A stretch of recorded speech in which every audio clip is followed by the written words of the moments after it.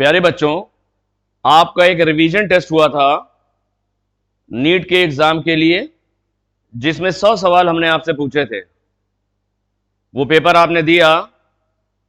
उस पेपर का detailed discussion आज हम करेंगे, जिससे कि आप बहुत सारी चीजें सीखेंगे जो आपके नीट एग्जाम में बहुत काम आएंगी। स्टार्ट करते हैं क्वेश्चन नंबर 1 से। क्वेश्चन नंबर 1 में यह कहता है कि एक एंजियोस्पर्मिक प्लांट है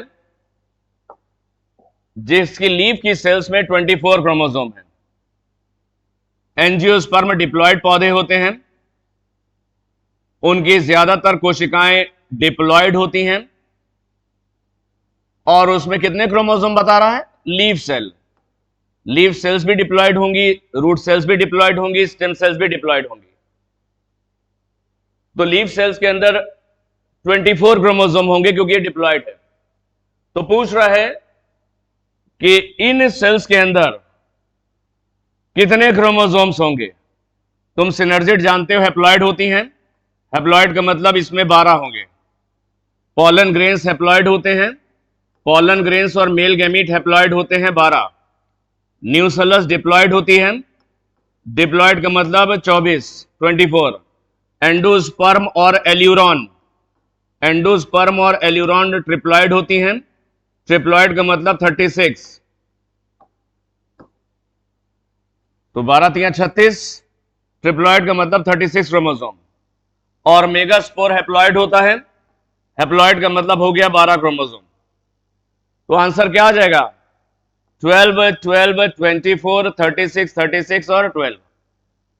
एक चीज और इस क्वेश्चन में ध्यान रखना, अगर एम्ब्रियो सैक पूछता है, एम्ब्रियो सैक भी हैप्लॉयड मानी गई है, क्योंकि एम्ब्रियो सैक फंक्शनल मेगास्पोर से बनती है और मेगास्पोर हैप्लॉयड होता है। तो एम्ब्रियो सैक भी पूछे तो ये भी ध्यान रखना, इसमें भी हैप्लॉयड यानी 12 क्रोमोसोम्स होंगे। तो ध्यान रखना, सिनर्जिड हैप्लॉयड है, पॉलन ग्रेन और मेल गैमीट हैप्लॉयड होते हैं, न्यूसेलस डिप्लॉयड होती है, एंडोस्पर्म ट्रिप्लॉयड है, एंडोस्पर्म की आउटर लेयर एल्यूरॉन ये भी ट्रिप्लॉयड है, और मेगास्पोर हैप्लॉयड होता है। नेक्स्ट, यहां पर एक पेडिग्री दे रखी है, पेडिग्री चार्ट दे रखा है और इससे रिलेटेड क्वेश्चन है। कह रहा है एक फैमिली में फादर को कोई बीमारी है लेकिन मदर को कोई बीमारी नहीं है, लेकिन इनके जितने बच्चे हैं, चाहे वो लड़कियां हों चाहे वो लड़के हों, सब के सब बीमार हैं। अगर इस तरह की पेडिग्री दिख जाती है जिसमें एक पेरेंट अफेक्टेड हो और सारे बच्चे भी अफेक्टेड हों, तो ये ऑटोसोमल डोमिनेंट को बताती है। ये बताती है ऑटोसोमल डोमिनेंट। ऑटोसोमल डोमिनेंट का मतलब समझ रहे हो? ऑटोसोमल डोमिनेंट में कौन बीमार होगा? कैपिटल ए वाला, कैपिटल ए स्मॉल ए वाला, ये अफेक्टेड होंगे। नॉर्मल कौन सा होगा? स्मॉल ए वाला, ये नॉर्मल होगा। अगर कोई बीमारी ऑटोसोमल डोमिनेंट है तो ये वाले अफेक्टेड होंगे क्योंकि यहां पर कैपिटल ए है। ये वाला नॉर्मल होगा क्योंकि यहां पे कैपिटल ए नहीं है। तो क्वेश्चन में पूछ क्या रहा है? कह रहा है कि the same trait was found in some granddaughter. जो इनको जेनेटिक डिसऑर्डर है यहां पर, फादर को और उनके बच्चों को, उनकी ग्रैंड डॉटर्स में भी ये बीमारी है। कुछ ये वाली में नहीं है, लेकिन कुछ ग्रैंड डॉटर्स में भी ये बीमारी मौजूद है और कुछ डॉटर्स जो है ये नॉर्मल भी हैं। कह रहा the same trait was found in some granddaughter. जो बीमारी है उसकी कुछ ग्रैंड डॉटर में भी है। ये फादर हो गया, ये उसकी डॉटर हो गई, ये उसकी ग्रैंड डॉटर। तो ग्रैंड डॉटर में भी कुछ लक्षण दिखाई पड़ रहे हैं, जबकि इसकी डॉटर की जो शादी है एक नॉर्मल हस्बैंड से हुई है। इसकी डॉटर की शादी नॉर्मल हस्बैंड से हुई है, लेकिन इनकी जो ग्रैंड डॉटर है इसकी, ये अफेक्टेड है। तो पूछ क्या रहा है इस पेडिग्री में, फादर का जीनोटाइप क्या होगा, मदर का जीनोटाइप, फादर का जीनोटाइप क्या होगा, मदर का जीनोटाइप क्या होगा, और हस्बैंड का, इसका जीनोटाइप पूछ रहा है। अब देखो फादर का जीनोटाइप क्या हो सकता है, आंसर से देखो तुम जरा। आंसर में ये वाला तो होगा नहीं, फादर नॉर्मल तो है नहीं, तो ये होगा ही नहीं, इन तीनों में से कोई होगा। तो फादर का जीनोटाइप तुमने तो बता ही दिया, कैपिटल ए होगा। अब मदर चूंकि नॉर्मल है तो मदर नॉर्मल है तो स्मॉल ए होगा, ये बिल्कुल तय है। अब ये वाली डॉटर अफेक्टेड है तो कैपिटल ए इधर से आएगा, स्मॉल ए इधर से आएगा, तभी तो ये अफेक्टेड होगी, क्योंकि कैपिटल ए की वजह से बीमार है, ये ऑटोसोमल डोमिनेंट है। ये वाला नॉर्मल है, स्मॉल ए हो गया। ये वाली बच्ची अफेक्टेड के लिए कैपिटल ए होना चाहिए, तो कैपिटल ए इधर से आया और स्मॉल ए इधर से आया, ये ध्यान रखना। तो फादर का क्या हो गया जीनोटाइप, कैपिटल ए, मदर का हो गया स्मॉल ए, और ये जो हस्बैंड है इसका हो गया small A.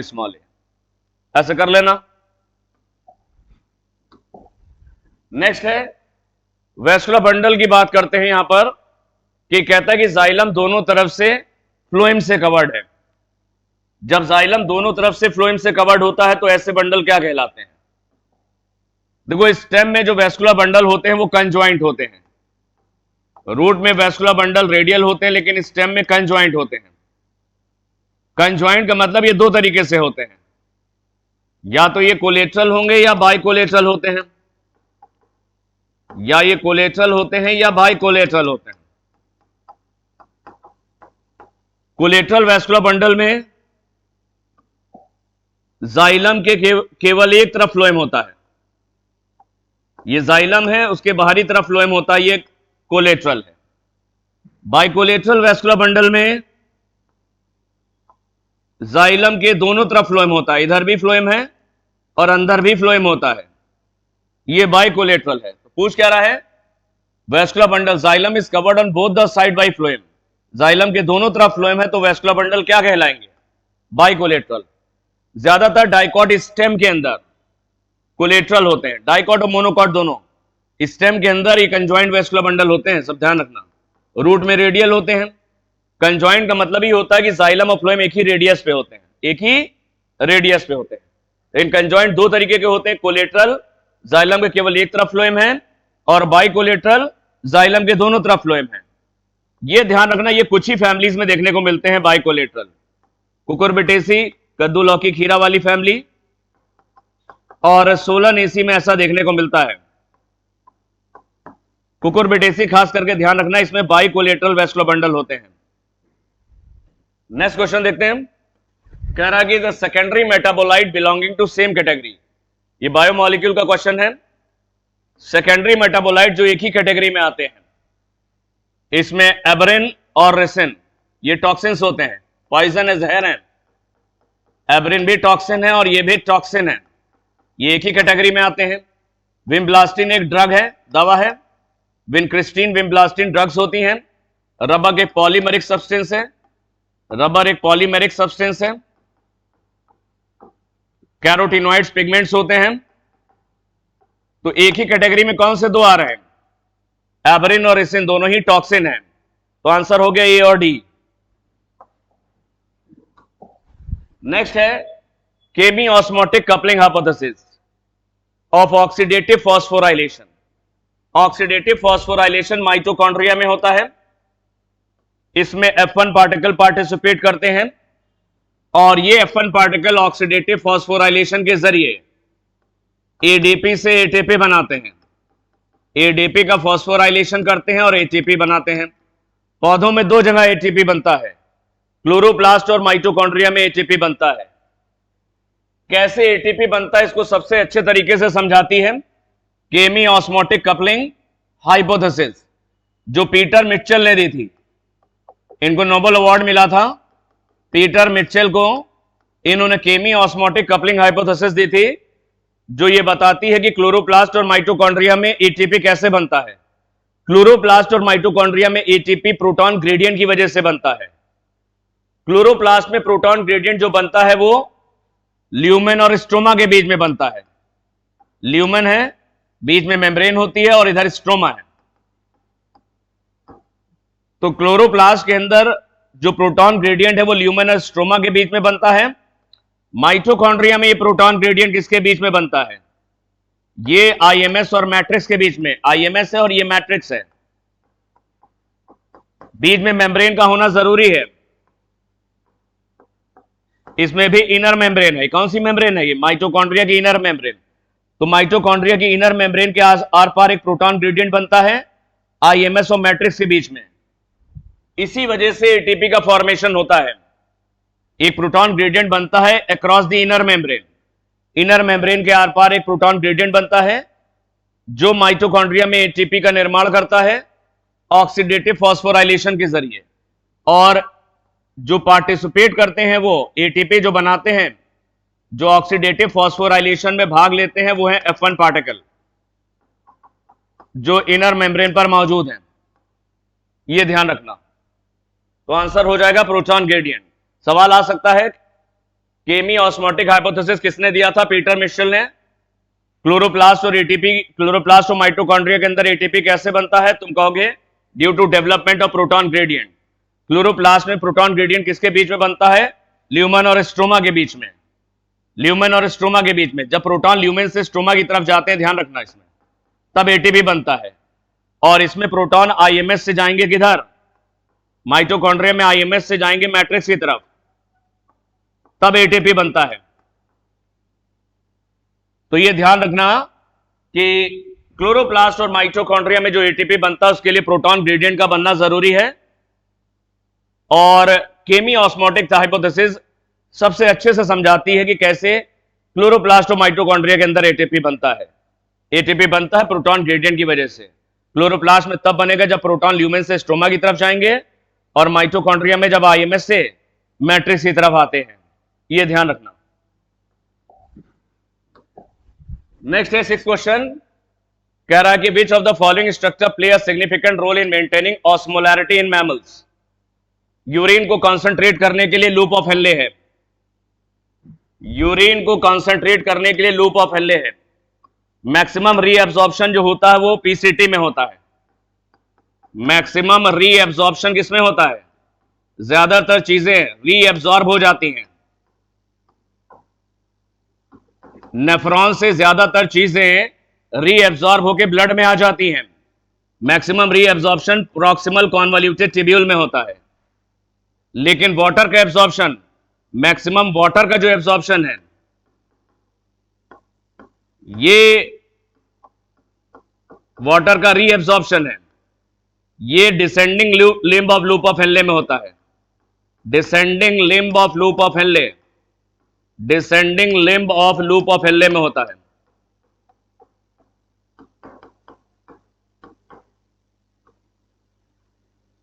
Loop of Henley U shape है।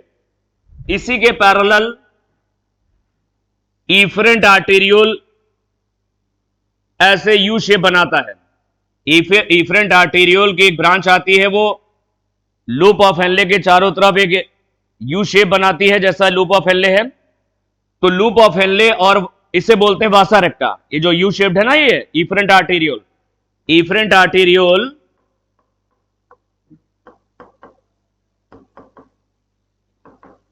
ये आगे चल करके लूप ऑफ हेनले के चारों तरफ एक यू शेप स्ट्रक्चर बनाता है। इस यू शेप स्ट्रक्चर को वासा रेक्टा बोलते हैं। ये ब्लड वेसल्स हैं, ये ध्यान रखना। और ये है loop of Henley. Loop of Henle's, loop of Henle's का मेन काम क्या होता है? वाटर का एब्जॉर्प्शन और कंसंट्रेशन ऑफ यूरिन। यूरिन को कंसंट्रेट करने में लूप ऑफ हेनले का मेन रोल होता है। बाकी आगे भी होता है, डीसीटी और कलेक्टिंग डक्ट भी यूरिन को कंसंट्रेट करते हैं, लेकिन मेन जो काम होता है यूरिन को कंसंट्रेट करता है लूप ऑफ हेनले वासा रेक्टा की मदद से। लूप ऑफ हेनले से वाटर निकल करके इसके डिसेंडिंग लिम्ब से वासा रेक्टा के अंदर जाता है। तो लूप ऑफ हेनले से वाटर रीएब्जॉर्ब होकर कहां जाता है? वासा रेक्टा के अंदर। तो ये लूप ऑफ हेनले के अंदर जो फिल्ट्रेट है उसकी कॉन्सेंट्रेशन यहां पर अगर 300 है, तो यहां तक आते आते ये 1200 हो जाती है। यूरिन ऑलमोस्ट 4 गुना कॉन्सेंट्रेट हो जाता है, 4 टाइम्स कॉन्सेंट्रेट हो जाता है। जब यहां से यूरिन पीसीटी से होता हुआ जब डिसेंडिंग लिम्ब में आता है तो कॉन्सेंट्रेशन 300 है, लेकिन जब नीचे पहुंचता है तो ये 1200 तक पहुंच जाती है। तो 4 टाइम्स यूरिन जो है ये कॉन्सेंट्रेट हो जाता है। तो लूप ऑफ हेनले के जो डिसेंडिंग लिम्ब है इसका मेन काम होता है यूरिन का कॉन्सेंट्रेशन और ऑस्मोलैरिटी को मेंटेन रखना। तो क्वेश्चन क्या, which of the following structure plays a significant role in maintaining osmolarity in mammals? वो हेनलेस लूप और वासा रेक्टा है। हेनलेस लूप से पानी निकल के आता है और चला जाता है वासा रेक्टा जो कि ब्लड वेसल्स है, इनमें चला जाता है। तो रीएब्सॉर्ब होता है वाटर डिसेंडिंग लिम्ब से लूप ऑफ हेनले के और वासा रेक्टा में जाता है।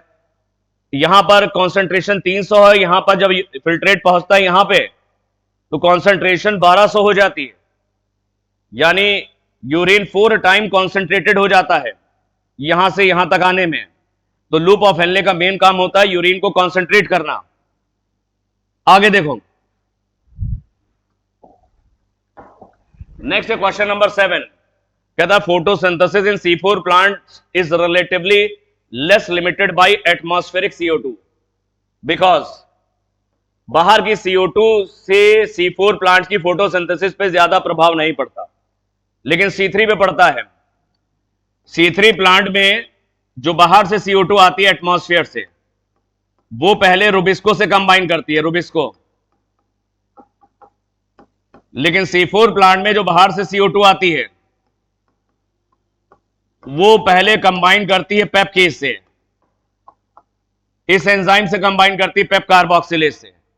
रुबिस्को एक डुअल नेचर का एंजाइम है, ये कार्बन डाइऑक्साइड से नॉर्मली कंबाइन करता है, लेकिन अगर एनवायरनमेंट में कार्बन डाइऑक्साइड कम हो जाती है तो ये ऑक्सीजन से कंबाइन करके फोटो रेस्पायरेशन शुरू कर देता है, जिससे फोटोसिंथेसिस कम हो जाती है। लेकिन C4 प्लांट में ऐसा नहीं होता, पेपकेज केवल CO2 से ही कंबाइन करता है। अगर वातावरण में CO2 बहुत कम भी है तो C4 प्लांट की फोटोसिंथेसिस पे कोई प्रभाव नहीं पड़ेगा। क्यों? क्योंकि CO2 कंबाइन करती है पेपकेज से और पेपकेज केवल CO2 से कंबाइन करता है, ये ऑक्सीजन से कंबाइन नहीं करता रुबिस्को की तरह। तो आंसर हो जाएगा the primary fixation of CO2 is mediated via PEP carboxylase. PEP carboxylase से जो CO2 है एटमॉस्फेयर से आती है वो कंबाइन करती है। तो फोटोसिंथेसिस C4 प्लांट्स में रिलेटिवली लेस लिमिटेड है। लेस लिमिटेड का मतलब C3 प्लांट की तुलना में C4 प्लांट में फोटोसिंथेसिस अगर वातावरण में कार्बन डाइऑक्साइड कम भी हो जाए तब भी प्रभावित नहीं होती है, जबकि C3 में प्रभावित इसलिए हो जाती क्योंकि कार्बन डाइऑक्साइड कम होने से ऑक्सीजन कंपैरेटिवली बढ़ जाएगी, तो रुबिस्को कार्बन डाइऑक्साइड को छोड़ के ऑक्सीजन से कंबाइन कर जाएगा, फोटो रेस्पायरेशन होने लगेगा, जिससे फोटोसिंथेसिस लिमिटेड हो जाएगी। लेकिन C4 प्लांट में ऐसा नहीं होता क्योंकि पेपकेज केवल CO2 से ही कंबाइन करता है। अगर वातावरण में बहुत ही कम CO2 है, 10 ppm के बराबर भी CO2 है, तब भी वो उससे कंबाइन कर जाता है और फोटोसिंथेसिस की रेट प्रभावित नहीं होती है। नेक्स्ट देखते हैं, ये देखा, identify the label parts ABCD in the given figure. जो फिगर दे रखी है इसमें लेबल करना है, लेबल करना है इसको। ए क्या है? ए है तुम्हारा सेमाइनल वेसाइकल, ए है सेमाइनल वेसाइकल, ए है सेमाइनल वेसाइकल। ये सी है प्रोस्टेट ग्लैंड, ये प्रोस्टेट ग्लैंड, और डी है bulbo urethral, bulbo urethral, bulbo urethral gland है। ये दोनों पेयर्ड होती हैं, ये अनपेयर्ड होती है, प्रोस्टेट अनपेयर्ड होती है। बाकी भी पहचान सकते हो, ये यूरेटर है, ये यूरेटर है, ये यूरिनरी ब्लैडर है, ये है यूरिनरी ब्लैडर। बाकी भी पहचान सकते हो इसमें, ये ध्यान रखना। तो ए क्या हो गया? Seminal vesicle. बी हो गया, बी ये पूछ रहा है, बी क्या है? ये तो वास्ट डिफरेंस है, ये वास्ट डिफरेंस है, ये भी देख लो, ये वास्ट डिफरेंस ये है। तो बी वास्ट डिफरेंस है, सी प्रोस्टेट है और डी बल्बो यूरेथ्रल ग्लैंड है। डी क्या है? बल्बो यूरेथ्रल ग्लैंड है। नेक्स्ट देखते हैं, how many ATP and NADPH are required for the fixation of 6 molecules of CO2 in C3 cycle. C3 cycle में 6 CO2 के फिक्सेशन के लिए कितना ATP और कितना NADPH चाहिए? अब नॉर्मल इक्वेशन है फोटोसिंथेसिस की, 6 CO2 और 12 H2O, C6H12O6, 6H2O और 6O2। फोटोसिंथेसिस में कार्बन डाइऑक्साइड का रिडक्शन होता है, वाटर का ऑक्सीडेशन होता है, और 6CO2 के लिए कितना एटीपी चाहिए होता है? 18 एटीपी चाहिए होते हैं और 12 NADPH चाहिए, 12 NADPH चाहिए। एक CO2 के लिए निकाल सकते हो, ये पूछा गया है। एक CO2 के लिए कितने एटीपी चाहिए? तो इसको 6 से डिवाइड कर दो, 3 एटीपी हो जाएंगे और 2 NADPH हो जाएंगे, 2 NADPH हो जाएगा। तो इन 6 CO2 के फिक्सेशन के लिए कितना एटीपी और कितना NADPH की जरूरत पड़ती है? 6 CO2 के लिए 18 एटीपी और 12 NADPH की आवश्यकता पड़ती है। एक के लिए भी ध्यान रखना, ये C3 प्लांट में ऐसा है, C4 प्लांट में यहां पर 18 की जगह 30 हो जाता है। C4 प्लांट में 18 की जगह 30 एटीपी की जरूरत पड़ती है 6 CO2 के लिए, ये अलग से ध्यान रखना। NADPH दोनों में सेम है, C3 और C4 में। नेक्स्ट है क्वेश्चन नंबर 10।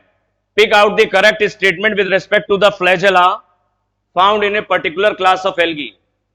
इसमें एल्गी दे रखी हैं और उनमें फ्लैजेला के बारे में सवाल है। ये किस एल्गी में कितने फ्लैजेला और कैसे होते हैं ये पूछा है। देखो, ग्रीन एल्गी यानी क्लोरोफाइसी, ग्रीन एल्गी में क्या होता है? जो स्पोर यानी जूस्पोर्स होते हैं उनमें फ्लैजेला एपिकल होते हैं, यहां लगे होते हैं। और फ्लैजेला जो होते हैं वो एपिकल होने के साथ साथ फ्लैजेला एपिकल होते हैं और एपिकल होने के साथ साथ 2 से 8 हो सकते हैं, 2 से 8 हो सकते हैं। रेड एल्गी में नो फ्लैजेला, फ्लैजेलेटेड स्टेजेस नहीं होती। लेकिन ब्राउन एल्गी में, ब्राउन एल्गी को फियोफाइसी कहते हैं, फियोफाइसी। ब्राउन एल्गी में भी जूस्पोर भी पियर शेप्ड होते हैं नाशपाती के जैसे, लेकिन फ्लैजेला एपिकल नहीं होते। केवल 2 ही फ्लैजेला होते हैं, एक छोटा और एक बड़ा। यहां पर फ्लैजेला इक्वल होते हैं, ध्यान रखना, ग्रीन एल्गी में। जबकि ब्राउन एल्गी में जो फ्लैजेला होते हैं वो अनइक्वल होते हैं, अनइक्वल होते हैं और केवल 2 होते हैं और लेटरल होते हैं, एपिकल नहीं होते। और केवल कितने होते हैं? ओनली 2। तो 2 फ्लैजेला होते हैं, एक छोटा और एक बड़ा होता है, लेकिन लेटरल है, एपिकल नहीं होते। तो ब्राउन एल्गी में मोटाइल स्पोर्स यानी जूस्पोर्स ये बाइफ्लैजेलेटेड होते हैं, 2 फ्लैजेला हैं और फ्लैजेला अनइक्वल हैं, एक छोटा और एक बड़ा है और एपिकल नहीं है, लेटरल है। कैसे हैं? लेटरल होते हैं। ब्राउन एल्गी के जूस्पोर और गैमीट बिल्कुल ऐसे ही होते हैं, गैमीट भी इनके ऐसे ही होते हैं। ब्राउन एल्गी यानी फियोफाइसी में जूस्पोर और गैमीट दोनों बिल्कुल एक जैसे होते हैं, ये ध्यान रखना। Question number 11, amino terminal end carboxyl terminal are observed in. Amino terminal का मतलब हो गया NH2, किनारे पर NH2 है, अमाइनो टर्मिनल। और कार्बोक्सिल टर्मिनल का मतलब कार्बोक्सिल ग्रुप। ये कहां पाए जाते हैं? अमाइनो एसिड में हमने तुमको बताया था कि एक तरफ अमाइनो ग्रुप होता है और दूसरी तरफ है कार्बोक्सिल ग्रुप, ऐसा होता है। जब प्रोटीन का प्राइमरी स्ट्रक्चर बनता है तो अमाइनो एसिड ऐसे लाइन से जुड़ जाते हैं, पेप्टाइड बॉन्ड के जरिए अमाइनो एसिड लाइन से जुड़ जाते हैं। पहले वाले अमाइनो एसिड का ये पहला है, ये दूसरा, ये तीसरा, ये चौथा, ये पांचवा। अमाइनो एसिड आपस में जुड़ते हैं, peptide bond. Primary structure peptide bonds की वजह से बनता है, जो एक तरह के कोवेलेंट बॉन्ड है, काफी मजबूत होते हैं। इस वाले अमाइनो एसिड के जो पहला इसका NH2 ग्रुप फ्री है, इसको बोलते हैं अमाइनो टर्मिनल। और लास्ट वाले का कार्बोक्सिल ग्रुप फ्री होता है, इसको बोलते हैं कार्बोक्सिल टर्मिनल। तो अमाइनो कार्बोक्सिल टर्मिनल कहां देखने को मिलते हैं? ये प्रोटीन के प्राइमरी स्ट्रक्चर के अंदर हमको दिखाई पड़ रहे हैं, जो पेप्टाइड बॉन्ड की मदद से बना है, अमाइनो एसिड के जुड़ने से बनता है प्रोटीन का प्राइमरी स्ट्रक्चर, जो अधिक टेम्परेचर से और कम टेम्परेचर से जल्दी खराब भी नहीं होता। यही प्राइमरी स्ट्रक्चर आगे चल के फोल्ड हो जाता है, सेकेंडरी और टर्शरी स्ट्रक्चर भी बनाता है।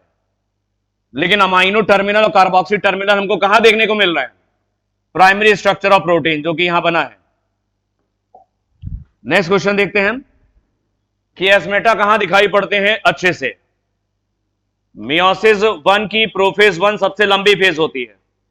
मियोसिस 1 की प्रोफेज 1 सबसे लंबी फेज है। इसको 5 सब फेजेस में डिवाइड किया गया है। क्रोमोसोम के बिहेवियर के हिसाब से मियोसिस 1 की प्रोफेज 1 को या प्रोफेज को 5 सब फेजेस में डिवाइड किया गया है। वो 5 सब फेजेस हैं लेप्टोटीन, जाइगोटीन, पैकेटीन, डिप्लोटीन और डायाकाइनेसिस। पैकेटीन, डिप्लोटीन और डायाकाइनेसिस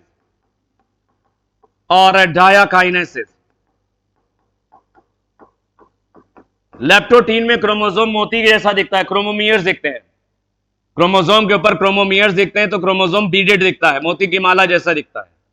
जाइगोटीन में पेयरिंग होती है, पेयरिंग को कहते हैं साइनेप्सिस, पेयरिंग को साइनेप्सिस कहते हैं।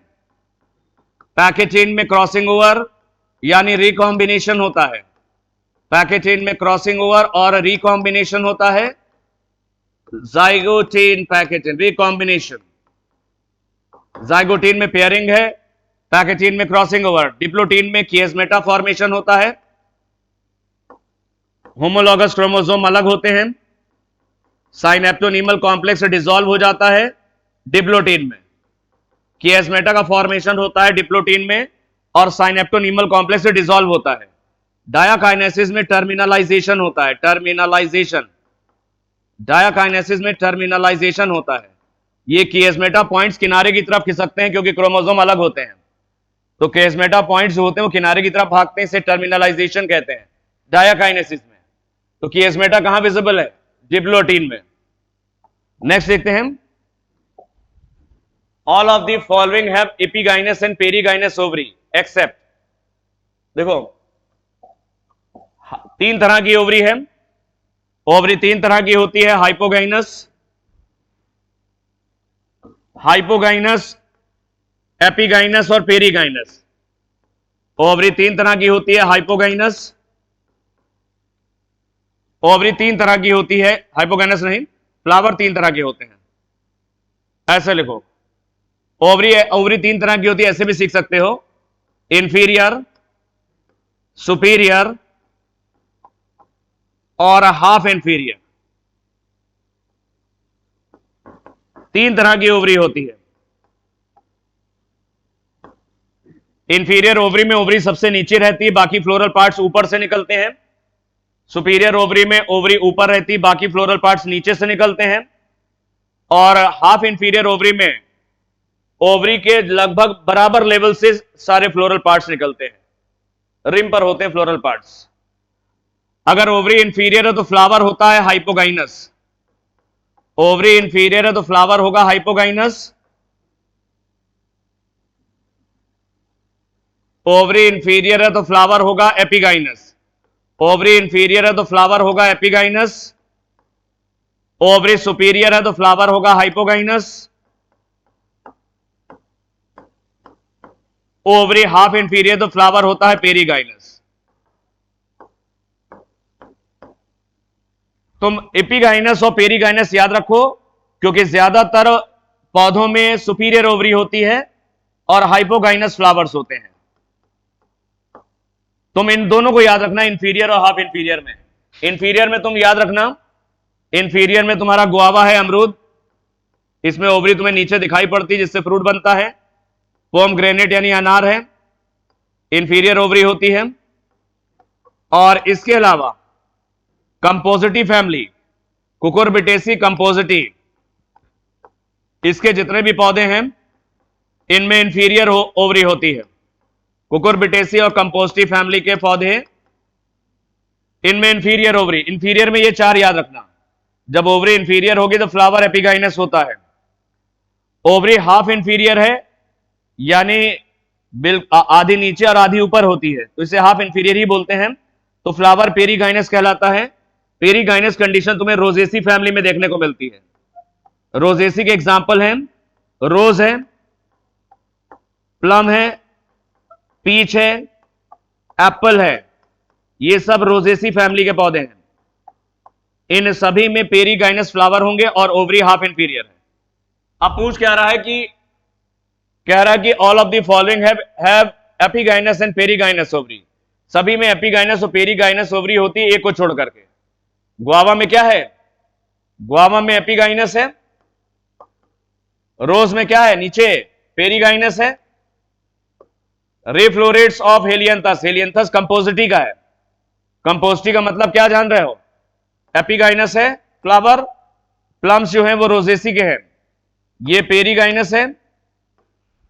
कुकुम्बर कुकुरबिटेसी का है, कद्दू लौकी खीरा कुकुरबिटेसी एपिगाइनस, और पीच रोजेसी का है, रोजेसी का मतलब पेरीगाइनस। और बचा क्या तुम्हारे पास? बचा तो ये चाइना रोज, ये मालवेसी का है, और ब्रिंजल सोलनेसी। इन सभी में सुपीरियर ओवरी होती है और फ्लावर होते हैं हाइपोगाइनस, फ्लावर होते हैं हाइपोगाइनस। तो आंसर हो गया ये। नेक्स्ट है read the following sentences and then answer the question given below. इनमें से कुछ स्टेटमेंट्स दे रखे हैं और उनको सेलेक्ट करना है, कौन से सही है कौन से गलत है। तो पहला वाला देखो, parathyroid hormone regulates the metabolism of calcium. Parathyroid blood के अंदर कैल्शियम को बढ़ाता है, इंक्रीज करता है calcium level in blood. Parathyroid hormone करता क्या? इंक्रीजेस कैल्शियम इन ब्लड, ये ब्लड के अंदर कैल्शियम को बढ़ाता है। जबकि एक दूसरा हार्मोन है थायरोकैल्सिटोनिन, थायरोकैल्सिटोनिन, थायरोकैल्सिटोनिन ये डिक्रीज करता है, decreases calcium level in blood. तो पैराथायराइड हार्मोन और थायरोकैल्सिटोनिन, थायरोकैल्सिटोनिन तो ये थायराइड का हार्मोन है और ये पैराथायराइड ग्लैंड का हार्मोन है, पैराथायराइड हार्मोन। तो पैराथायराइड हार्मोन ब्लड के अंदर कैल्शियम को बढ़ाता है और थायरोकैल्सिटोनिन ब्लड के अंदर कैल्शियम को घटाता है। दोस्तों एक दूसरे के दोनों एंटागोनिस्टिक होते हैं, ये ध्यान रखना। तो पैराथायराइड हार्मोन मेटाबॉलिज्म कैल्शियम की रेगुलेट करता है, ये सही है। वासोप्रेसिन को कहते हैं एंटी डायूरेटिक हार्मोन। ये वासोप्रेसिन या एडीएच एंटी डायूरेटिक हार्मोन, ये करता क्या है? एंटी डायूरेटिक हार्मोन है। ये कलेक्टिंग डक्ट, ये डीसीटी और कलेक्टिंग डक्ट से वाटर को रीएब्सॉर्ब कर लेता है। ये डीसीटी से डिस्टल कॉन्वोल्यूटेड ट्यूब्यूल और कलेक्टिंग डक्ट से वाटर को रीएब्सॉर्ब करता है। और ये एंटी डायूरेटिक है। डायूरेसिस का मतलब होता है पेशाब ज्यादा होना, लेकिन ये वाटर को रीएब्सॉर्ब कर लेता है नेफ्रॉन से। जब एडीएच ज्यादा होता है हमारे शरीर में तो डीसीटी और कलेक्टिंग डक्ट से ये वाटर को रीएब्सॉर्ब कर लेता है और यूरिन की मात्रा कम हो जाती है। ये एंटी डायूरेटिक हार्मोन है। डायूरेसिस का मतलब होता है ज्यादा यूरिन होना, ये एंटी डायूरेटिक है।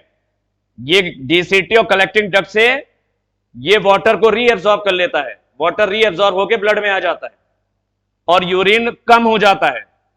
तो पहला और दूसरा तो सही है। तीसरा देखते हैं, Graves disease is caused by malfunctioning of adrenal gland. Adrenal नहीं होती है, थायराइड ग्लैंड होना चाहिए। थायराइड ग्लैंड, इसकी वजह से ग्रेव्स डिजीज होती है, जिसको बोलते हैं exophthalmic goitre, exophthalmic goitre. ये hypersecretion of thyroid gland, thyroid gland के हाइपर सिक्रीशन की वजह से होती है, यह ध्यान रखना। एड्रीनल नहीं होगा तो यह गलत है। Oxytocin facilitate parturition bye acting on the middle layer of the uterus.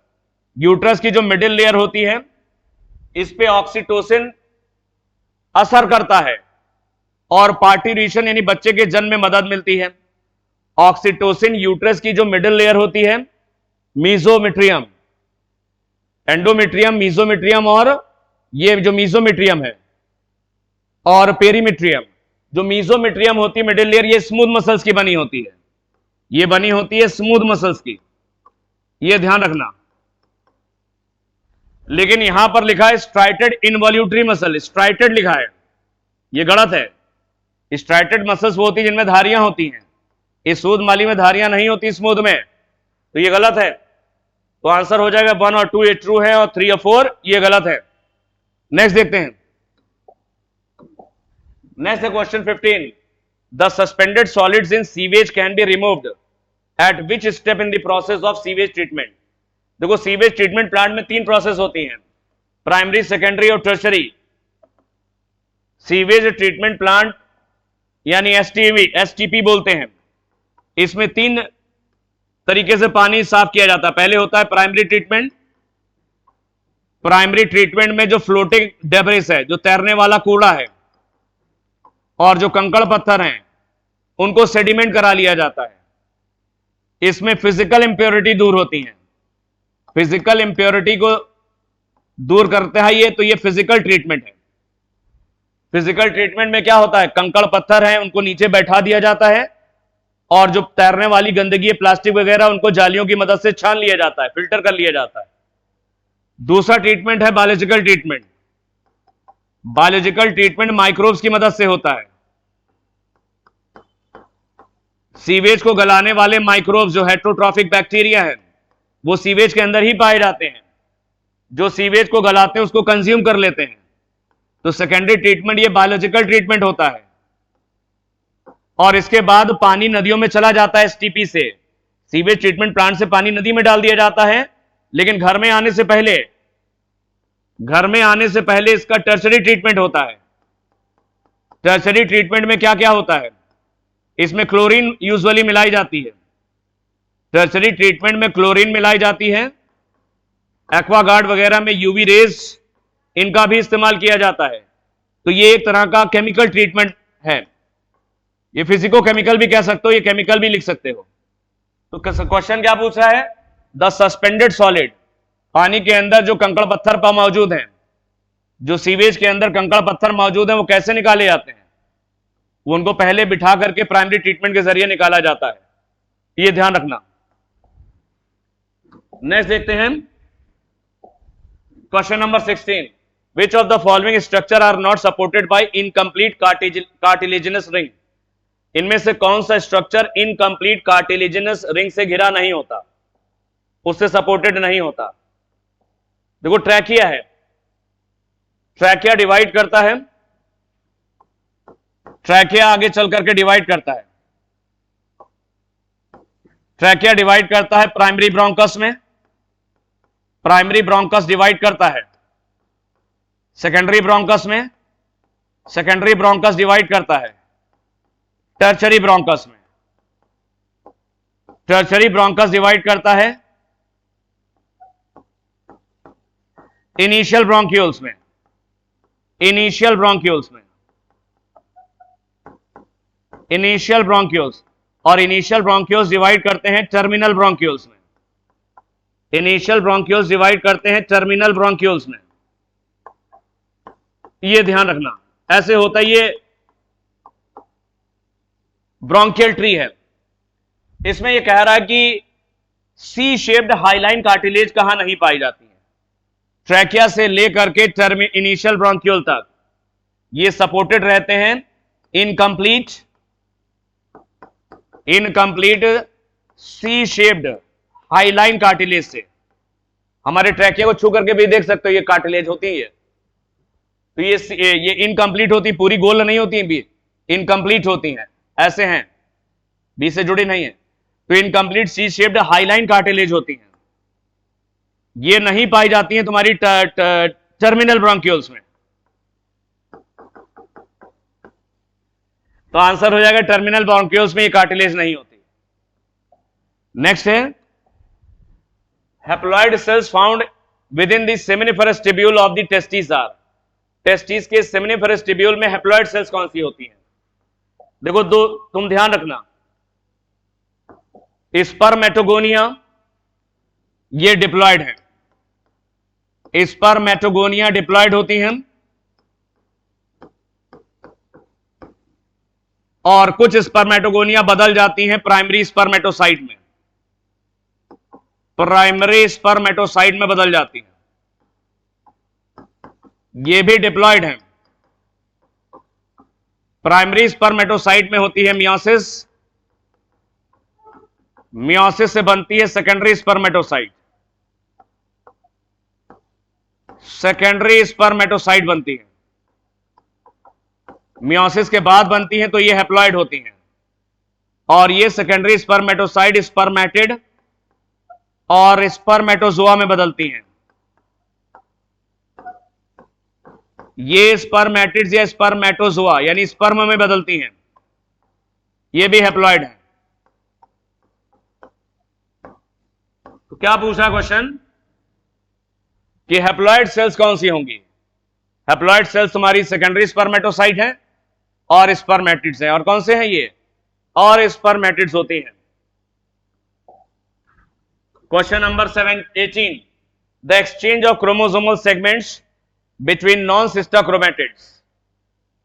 Non sister chromatids एक होमोलॉगस क्रोमोसोम है, होमोलॉगस क्रोमोसोम के एक क्रोमोसोम ये है, ये, और दूसरा क्रोमोसोम ये है।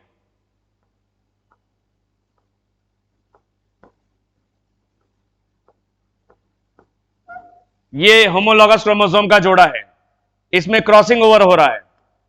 इस होमोलॉगस क्रोमोसोम को बाइवेलेंट या टेट्राड भी कहते हैं। बाइवेलेंट क्यों कहते हैं? क्योंकि 2 क्रोमोसोम हैं। टेट्राड क्यों कहते हैं? क्योंकि 4 क्रोमैटिड हैं। एक क्रोमैटिड ये है, एक क्रोमैटिड ये, 2, तीसरा ये हो गया और चौथा ये।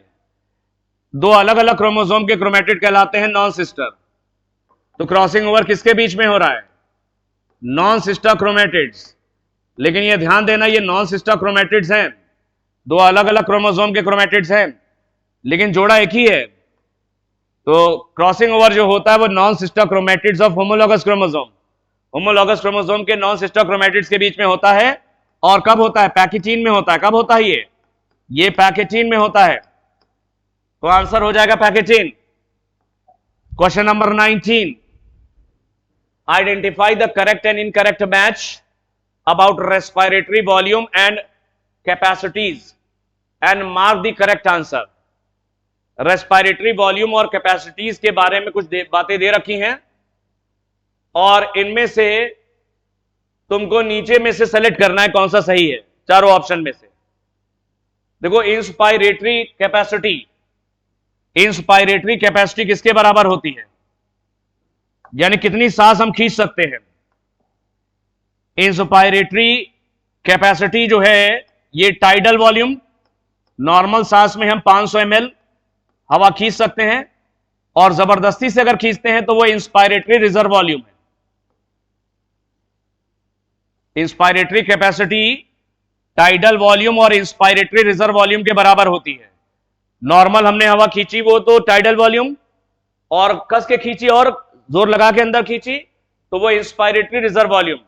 इन दोनों को मिला के बोलते हैं इंस्पायरेटरी कैपेसिटी, यानी अंदर सांस खींचने की हमारी क्षमता। तो ये वाला तो गलत हो गया, यहां पर रेजिडुअल वॉल्यूम लिखा हुआ है, ये गलत है। दूसरा वाइटल कैपेसिटी, वाइटल कैपेसिटी किसके बराबर होती है?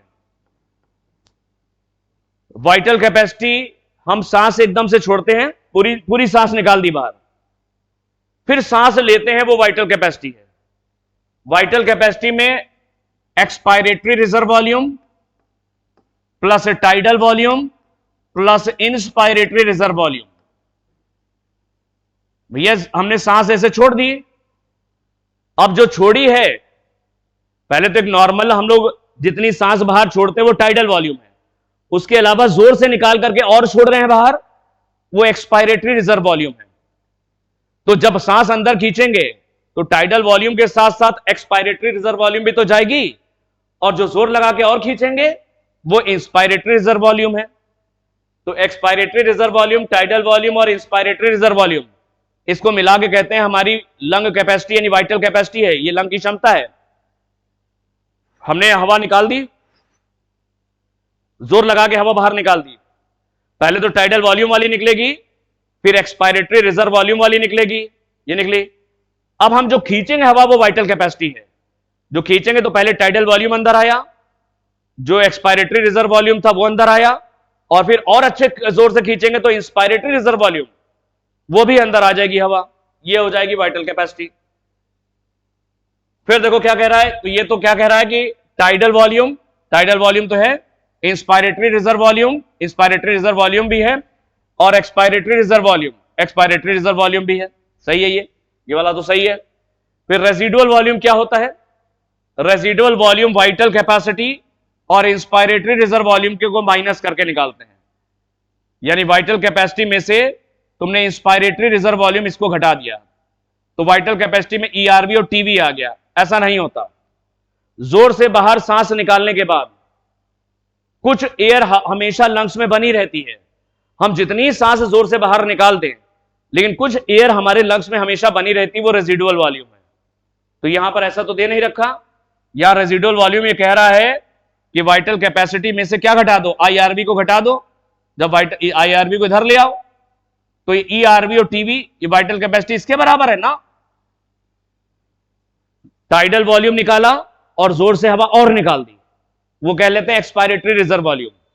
तो पहले हवा जो बाहर निकल रही वो टाइडल वॉल्यूम और जोर से निकाला वो एक्सपायरेटरी रिजर्व वॉल्यूम। उसके बाद भी कुछ हवा जो हमारे लंग्स में बची रह गई वो रेजिडुअल वॉल्यूम है।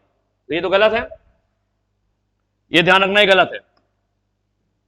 अब तीसरा आता है टाइडल वॉल्यूम। टाइडल वॉल्यूम क्या होता है? यहां से निकाल लो, ये टाइडल वॉल्यूम।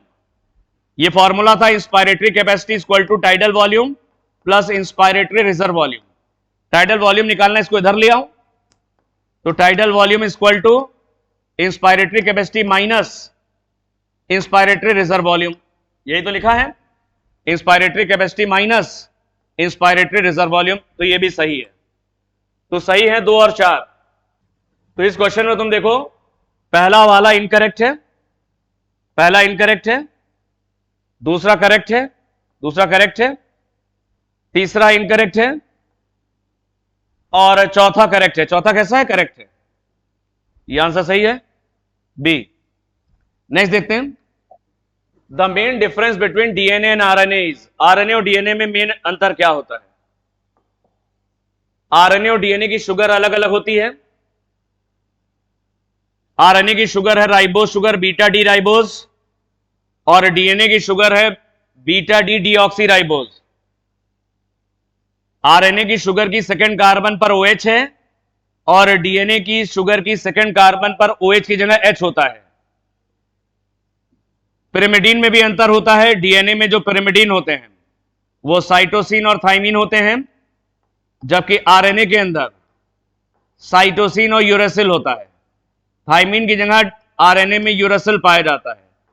तो डीएनए के पिरिमिडीन ये हैं, आरएनए के ये हैं, दोनों अलग हैं। तो ये वाला सही हो गया।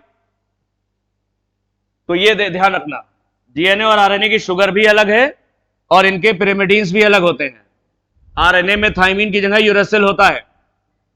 फिर है, कहता है कि in plants tonoplast facilitate the transport of A number of ions and other materials against concentration gradient into the vacuole. Tonoplast जो वैक्यूल की मेम्ब्रेन है, ये एक विशेष प्रकार की मेम्ब्रेन होती है। ये बहुत सारे आयंस और मॉलिक्यूल्स को ये साइटोप्लाज्म से उठाती है। ये है टोनोप्लास्ट। टोनोप्लास्ट एक विशेष प्रकार की मेम्ब्रेन है।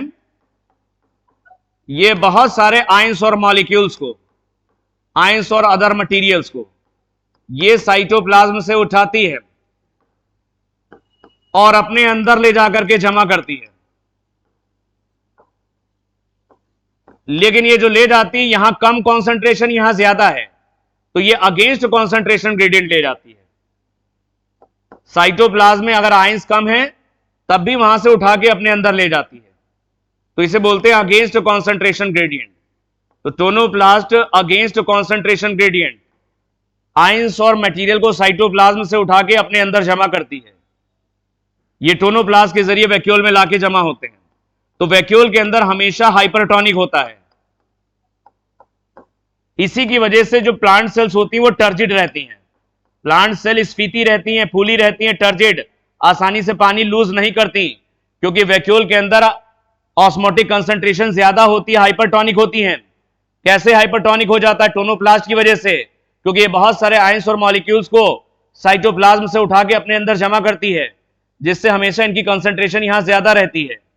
लेकिन जो भी चीजें लाती है वो अगेंस्ट कंसंट्रेशन ग्रेडियंट। तो पहला वाला सही है, tonoplast facilitate the transport of A number of ions and other material against concentration gradient into the vacuole. दूसरा है in amoeba contractile vacuole. Amoeba में जो कॉन्ट्रेक्टाइल वैक्यूल है ये ऑस्मो रेगुलेशन और एक्सक्रीशन में मदद करती है, बिल्कुल सही है। अमीबा में कॉन्ट्रेक्टाइल वैक्यूल पाई जाती है, पैरामीशियम में 2 होती हैं, अमीबा में 1 है। ये कॉन्ट्रेक्टाइल वैक्यूल अमीबा के अंदर पानी की मात्रा को नियंत्रित रखती हैं। अगर पानी ज्यादा हो जाता है अमीबा के अंदर तो ये जाके प्लाज्मा मेम्ब्रेन से फ्यूज कर जाती हैं और पानी को बाहर निकाल देती हैं। जब पानी कम हो जाता तो इनके अंदर पानी भर जाता है आकर के, इसे बोलते हैं ऑस्मो रेगुलेशन। पानी की मात्रा को नियंत्रित रखती हैं अमीबा के अंदर और बहुत सारी चीजों को एक्सक्रीट भी करती हैं। पानी अगर ज्यादा हो गया तो प्लाज्मा मेम्ब्रेन से फ्यूज कर जाती हैं, एक्सक्रीट कर देती हैं, तो ये भी सही है। तो both statement A1 and 2 are correct. Next देखते हैं। नेक्स्ट है select the option with the correct pairing. Pairing देखनी है तुम्हें, इधर वाले को इधर से मैच करना है। सबसे पहले स्टैटिन। स्टैटिन तो ये आपका एंटी कोलेस्ट्रॉल एजेंट है, ये ब्लड के अंदर कोलेस्ट्रॉल को जमा होने से रोकता है। ये उस एंजाइम को इनहिबिट करता है जो कोलेस्ट्रॉल की सिंथेसिस के लिए जिम्मेदार है। ये एक ईस्ट की मदद से बनाया गया है, वो है मोनास्कस। स्विस चीज, ये प्रोपियोनी बैक्टीरियम शर्मानियाई, बड़े बड़े होल्स होते हैं इसके अंदर, इस बैक्टीरिया की मदद से स्विस चीज बनता है। साइक्लोस्पोरिन ए जो कि कैसी दवा है, ये इम्यूनो डिप्रेसेंट होती है, इम्यूनो सप्रेसेंट, इम्यून सिस्टम को दबाने वाली दवा है। ऑर्गन ट्रांसप्लांटेशन के बाद दी जाती है ये दवा, और ये दवा बनती है ट्राइकोडर्मा से, ये फंगस है, इससे ये बनती है साइक्लोस्पोरिन ए। ये एक तरह की इम्यूनो सप्रेसिव ड्रग है। बायोगैस जिसमें मीथेन होती है, मीथेन एक ज्वलनशील गैस है, ये मिथेनोबैक्टीरियम इनकी मदद से बनती है, ये ध्यान रखना है। इन्हें मिथेनोजेंस भी कहते हैं। तो इसको मैच कर लोगे आंसर ये आ जाएगा। नेक्स्ट देखते हैं क्वेश्चन नंबर 23। कह रहा है from the following statements about the menstrual cycle which 2 are correct. Menstrual cycle की बात करते हैं, इनमें से कौन से 2 सही हैं। तो पहला देखते हैं, लैक ऑफ मेंस्ट्रुएशन में बी इंडिकेटिव ऑफ प्रेगनेंसी। अगर किसी फीमेल के अंदर मेंस्ट्रुअल साइकिल रुक जाती है तो इसका मतलब वो प्रेग्नेंट हो गई है। ये बात सही है, प्रेगनेंसी के दौरान मेंस्ट्रुअल साइकिल रुक जाती है, तो पहला वाला सही है। दूसरा देखते हैं, the changes in the ovary and the uterus are induced by the changes in the levels of ovarian hormone only. ये गलत है। कहता है कि ओवरी और यूट्रस के अंदर जो भी बदलाव होते हैं वो ओवरी के हार्मोन्स की वजह से होते हैं, नहीं, इनमें पिट्यूटरी के हार्मोन भी होते हैं। पिट्यूटरी के हार्मोन जो एंटीरियर पिट्यूटरी होती है, पिट्यूटरी के हार्मोन्स होते हैं LH और FSH, ल्यूटिनाइजिंग हार्मोन और फॉलिकल स्टिमुलेटिंग हार्मोन। ये ओव्यूलेशन के लिए रिस्पॉन्सिबल हैं और ये ओवरी को स्टिमुलेट करते हैं और ओवरी सिक्रीट करती है ईस्ट्रोजन और प्रोजेस्टेरॉन। ईस्ट्रोजन और प्रोजेस्टेरॉन का सिक्रीशन करती है, लेकिन ईस्ट्रोजन और प्रोजेस्टेरॉन का सिक्रीशन ओवरी कब करेगी? जब ये LH और FSH ये पिट्यूटरी के हार्मोन ओवरी को इंड्यूस करते हैं। तो केवल ओवरी के हार्मोन जिम्मेदार नहीं होते, ओवरी और यूट्रस में जो बदलाव होते हैं उसके लिए पिट्यूटरी के हार्मोन LH और FSH भी जिम्मेदार होते हैं। ये तो गलत है। LH surge induces ovulation, luteinizing hormone एकदम से बढ़ जाता है 14th डे, मेंस्ट्रुअल साइकिल के 14वें दिन एकदम से बढ़ जाता है। ल्यूटिनाइजिंग हार्मोन इसको बोलते हैं LH सर्ज, और इसी समय ओव्यूलेशन होता है। इसी समय फीमेल गैमीट बाहर आता है, जो ग्रेफिन फॉलिकल है इसके अंदर से फीमेल गैमीट बाहर निकलता है, ओव्यूलेशन होता है। यह सही है। If fertilisation occur the corpus luteum degenerate, fertilisation होने के बाद कॉर्पस ल्यूटियम बनी रहती है, डीजनरेट नहीं करती है। कॉर्पस ल्यूटियम जो है ये मेंटेन रहती है और ये सिक्रीट करती है प्रोजेस्टेरॉन। जो प्रोजेस्टेरॉन हार्मोन है ये प्रेगनेंसी को मेंटेन रखने के लिए बहुत जरूरी होता है। मिसकैरेज नहीं होता, बच्चा गिरता नहीं है। तो यहां पर जब फर्टिलाइजेशन हो जाता है तो कॉर्पस ल्यूटियम बनी रहती है और ये बहुत अधिक मात्रा में प्रोजेस्टेरॉन हार्मोन सिक्रीट करती है। ये टेम्पोररी एंडोक्राइन ग्लैंड है, कुछ समय के लिए बनती है, प्रोजेस्टेरॉन हार्मोन सिक्रीट करती है जो प्रेगनेंसी को बनाए रखने में मदद करता है, मिसकैरेज नहीं होता। अगर फर्टिलाइजेशन ना हो तो कॉर्पस ल्यूटियम डीजनरेट तब करती है और वो कॉर्पस एल्बिकेंस में कन्वर्ट होती है। तो ये भी गलत है। तो 1 और 3 सही है, 1 और 3 सही है। Next, which of this is not absolutely necessary for a cloning vector? Cloning vector जैसे प्लाज्मिड है, प्लाज्मिड एक तरह का क्लोनिंग वेक्टर है। जैसे एक प्लाज्मिड ह्यूमन बीइंग ने बनाया है PBr322, ये एक तरह का क्लोनिंग वेक्टर है। वेक्टर क्या होते हैं? वेक्टर के अंदर फॉरेन डीएनए या फॉरेन जीन को जोड़ दिया जाता है जो कैरी करते हैं foreign DNA, carry foreign gene या फॉरेन डीएनए, इसको कैरी करते हैं और ट्रांसफर कर देते हैं बैक्टीरिया में, यानी होस्ट में ट्रांसफर कर देते हैं, transfer it in the host. Host का मतलब बैक्टीरिया में ट्रांसफर कर देते हैं। तो प्लाज्मिड के साथ फॉरेन जीन को जोड़ देते हैं, तो प्लाज्मिड अपने साथ साथ फॉरेन जीन को बैक्टीरिया के अंदर ले जाता है। तो प्लाज्मिड को हम लोग वेक्टर कहते हैं। अब ये कहता है कि इनमें से कह रहा है कि प्लाज्मिड में क्या जरूरी नहीं है, प्लाज्मिड में ओरिसाइट का होना जरूरी है। अगर प्लाज्मिड में ओरिसाइट रहेगी तो प्लाज्मिड का डीएनए खुलेगा कैसे? बिना ओरिसाइट के डीएनए खुल ही नहीं सकता और उसका रेप्लिकेशन नहीं होता। प्लाज्मिड सेल्फ रेप्लिकेटिंग होते हैं, इनके पास ओरिसाइट होती है, ओरिसाइट से डीएनए खुल जाता है और एक प्लाज्मिड से 2 प्लाज्मिड बन जाते हैं, रेप्लिकेट कर जाते हैं। तो ओरिसाइट का होना जरूरी है, ये तो सही है। फिर कहता है presence of ori site which always support high copy number. Ori site 2 तरह की होती है बेटा।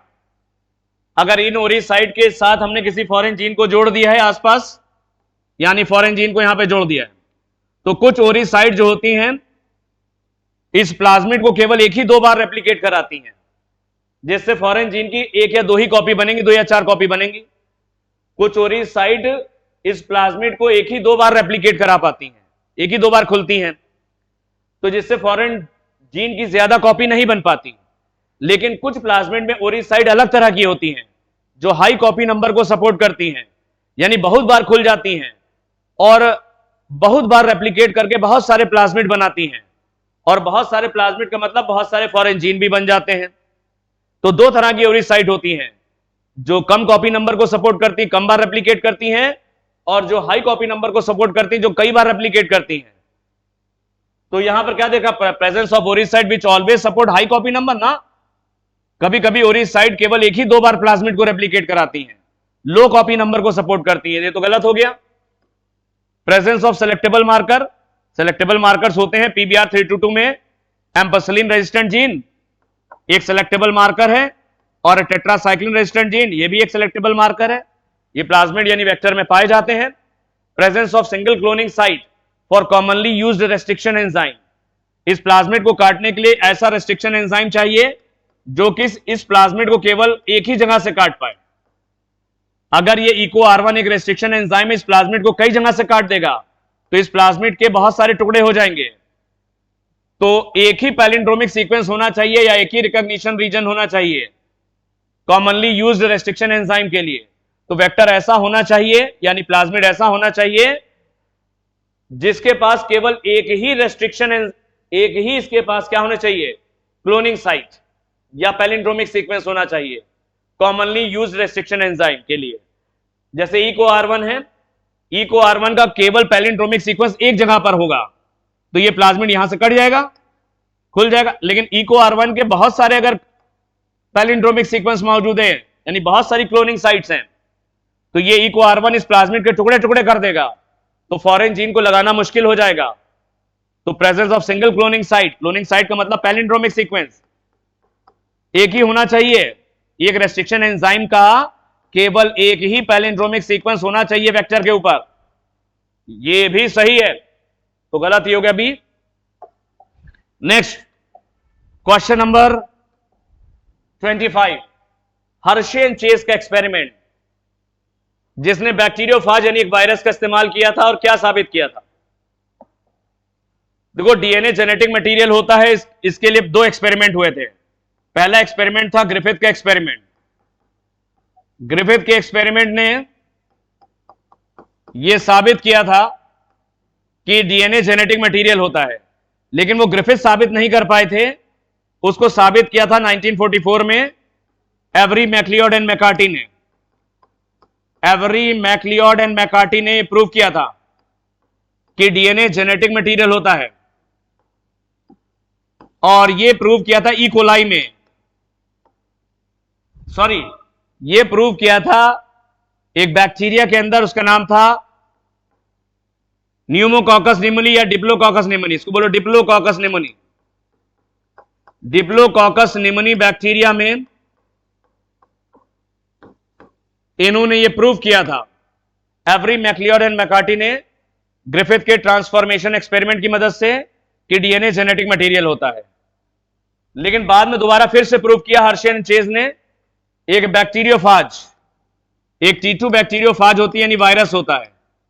इस वायरस की मदद से दोबारा साबित किया था, और बहुत अच्छे से साबित किया था कि डीएनए जेनेटिक मटेरियल होता है। तो हर्शे एंड चेज का एक्सपेरिमेंट क्या साबित करता है? कि डीएनए जेनेटिक मटेरियल होता है। Semi autonomous nature of DNA, ये तो मीजल्सन एंड स्टॉल ने बताया था। सारे वायरसेस में डीएनए होता है ऐसा नहीं है। कुछ आरएनए कंटेनिंग वायरसेस होते हैं, जैसे एचआईवी है, कोरोना है, पोलियो है, ये सब आरएनए कंटेनिंग वायरस है। टीएमवी है, आरएनए कंटेनिंग है, ये गलत है। DNA show repair, DNA show repair mechanism. लेकिन हर्शे एंड चेज ने ये नहीं बताया, डीएनए में रिपेयरिंग हो सकती है, लेकिन ये हर्शे एंड चेज ने नहीं बताया था। हर्शे एंड चेज ने बताया था कि डीएनए जेनेटिक मटेरियल होता है, और पहली बार तो इन्होंने प्रूव किया था, एवरी मैक्लियोड एंड मैकार्टी ने, लेकिन दोबारा प्रूव किया था हर्शे एंड चेज ने, और बेहतर प्रूव किया था कि डीएनए जेनेटिक मटेरियल होता है वायरस यानी बैक्टीरियोफाज की मदद से। ये ध्यान रखना। नेक्स्ट देखते हैं question number 26। The main cloning vector use for DNA sequencing in the human genome project are. Human genome project में दो वेक्टर यूज किए गए थे, एनसीईआरटी ने साफ लिखा है, BAC and YAC. BAC and YAC कहलाते हैं बैक्टीरियल आर्टिफिशियल क्रोमोसोम और यीस्ट आर्टिफिशियल क्रोमोसोम। बैक्टीरिया के क्रोमोसोम में कुछ बदलाव करके साइंटिस्ट ने इसे बनाया था, और यीस्ट के क्रोमोसोम में बदलाव करके साइंटिस्ट ने ये बनाया था। तो बैक एंड यैक जो होते हैं, ये वेक्टर होते हैं, they can clone a long size gene, लंबे जीन को क्लोन कर सकते हैं। They can clone a large या लॉन्ग साइज जीन, बड़े साइज के जीन की क्लोनिंग कर सकते हैं, जबकि प्लाज्मिड छोटे जीन की क्लोनिंग के लिए सही होता है। टीडीएनए को हम लोग कहते हैं ट्रांसफर डीएनए। यह पाया जाता है एग्रोबैक्टीरियम में। एग्रोबैक्टीरियम जब डाइकॉट पौधों के ऊपर इंफेक्शन करता है, तो इस टीडीएनए को अंदर डाल देता है तंबाकू, या आप ये कह लो गोभी वगैरह के पौधों में, आलू वगैरह के पौधों में। ये बैक्टीरिया जब प्लांट सेल पे इंफेक्शन करता तो अपना टीडीएनए डाल देता है। इस टीडीएनए के अंदर पाए जाते हैं TI genes, tumour inducing genes, और तंबाकू के पौधे में ट्यूमर बन जाते हैं। ये तो अलग बात है, ये भी ध्यान रखना, टीडीएनए एग्रोबैक्टीरियम से रिलेटेड है। ये ट्रांसफर डीएनए है। जब ये बैक्टीरिया इंफेक्शन करता है टोबैको या पोटैटो के पौधे पर, तो ये टीडीएनए को डाल देता है, टीडीएनए के साथ चले जाते हैं टीआई जीन्स, और इसकी वजह से पौधों में ट्यूमर बन जाते हैं। तो यहां पर ये ध्यान रखना, बीएसी और वाईएसी ये क्लोनिंग वेक्टर्स होते हैं, ये मैन मेड हैं, और ये लंबे जीन की क्लोनिंग कर सकते हैं। PBR322 ये भी क्लोनिंग वेक्टर है, लेकिन यहां पे जो सवाल पूछा गया है, जो डीएनए सीक्वेंसिंग के लिए जो ह्यूमन जीनोम प्रोजेक्ट में वेक्टर यूज किए गए थे, वो यही थे। ये ध्यान रखना।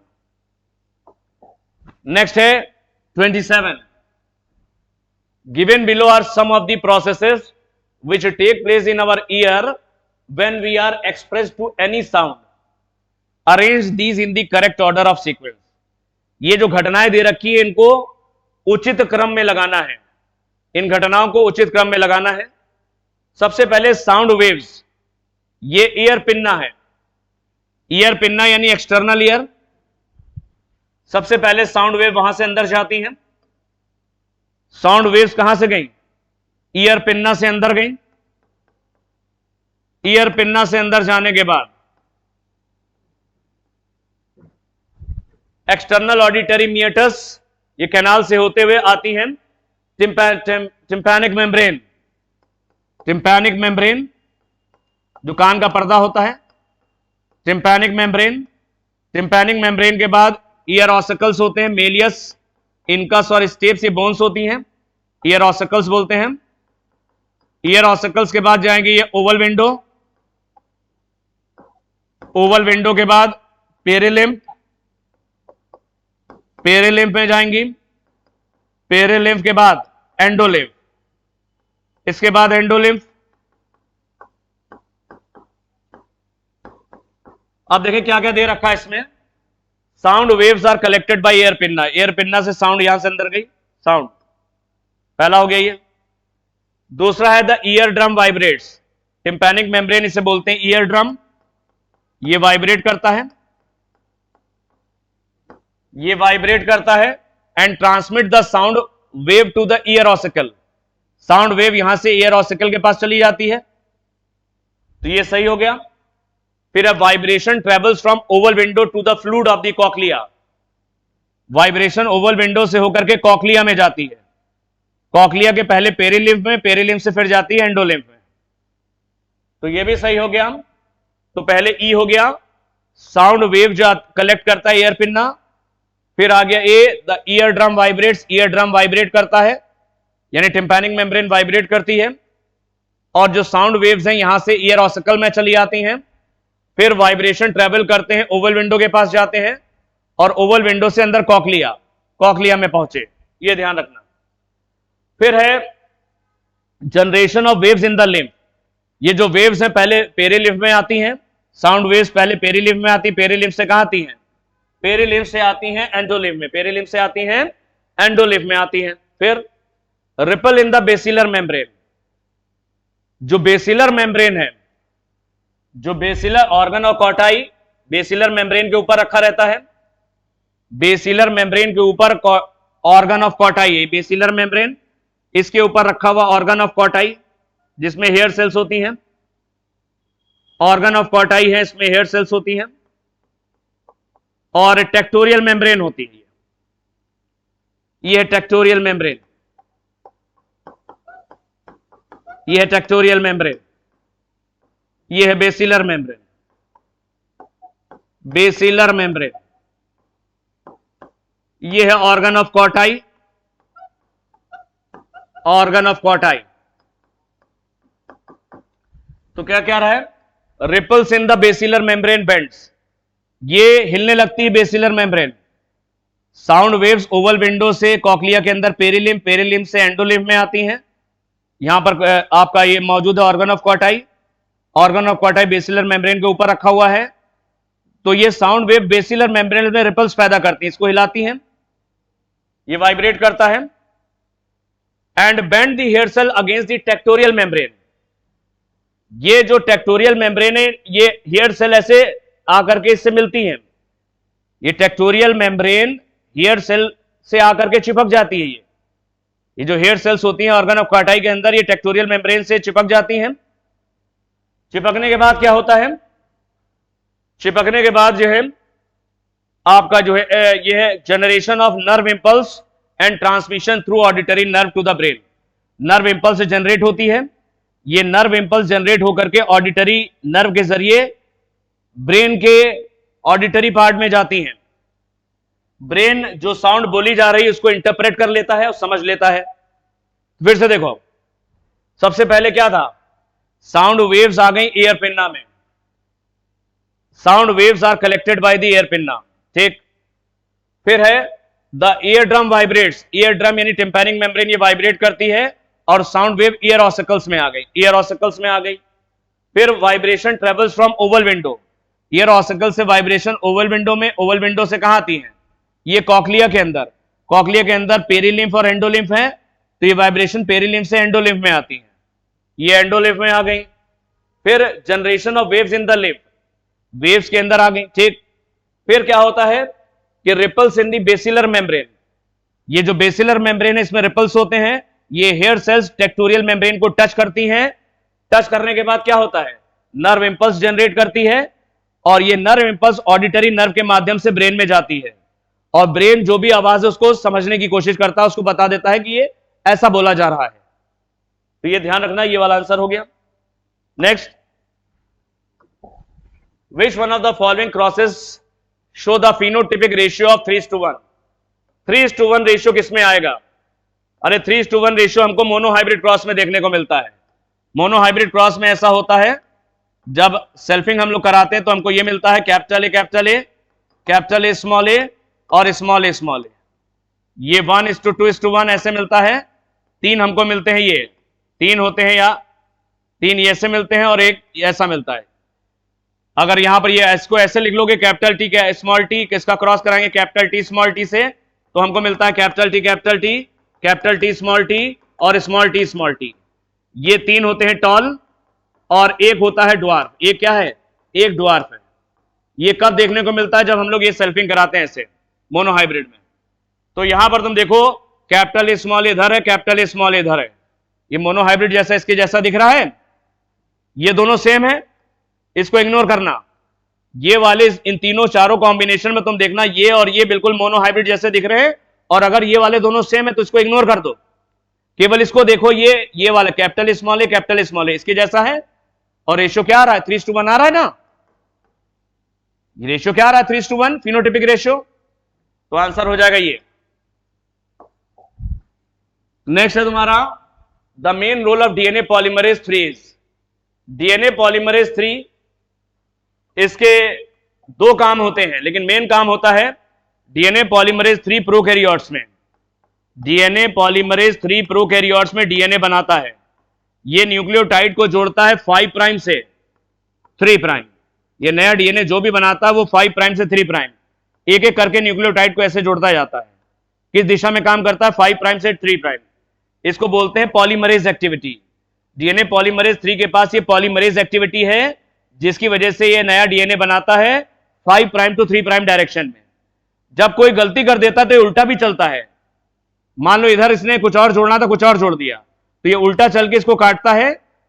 जब उल्टा चलता तो इसे बोलते हैं 3 prime to 5 prime exonuclease activity. इसको बोलते हैं 3 prime to 5 prime exonuclease activity. ये इसका सेकेंडरी फंक्शन है। प्राइमरी फंक्शन ये डीएनए बनाता किस दिशा में बनाता है? 5 prime to 3 prime. Addition and polymerisation of nucleotides from 5 end to 3 end, ये ध्यान रखना। नेक्स्ट है the kind of evolution seen between flying insects, birds and bats. देखो इंसेक्ट्स में जो विंग्स होते हैं, पंख होते हैं, और बर्ड्स में भी जो पंख हैं और बैट्स में भी, तीनों का फंक्शन सेम है। इंसेक्ट एक इन्वर्टिब्रेटा है, बर्ड्स पीसीज है। बर्ड्स जो होते हैं आपकी एवीज है, नॉट पीसीज, एवीज है। और बैट्स जो होते हैं मैमल्स होते हैं, चमगादड़। इनकी तीनों की ओरिजिन डिफरेंट है। तीनों अलग अलग ग्रुप को बिलोंग करते हैं, ओरिजिन डिफरेंट है। ओरिजिन डिफरेंट है लेकिन तीनों के फंक्शन सेम है।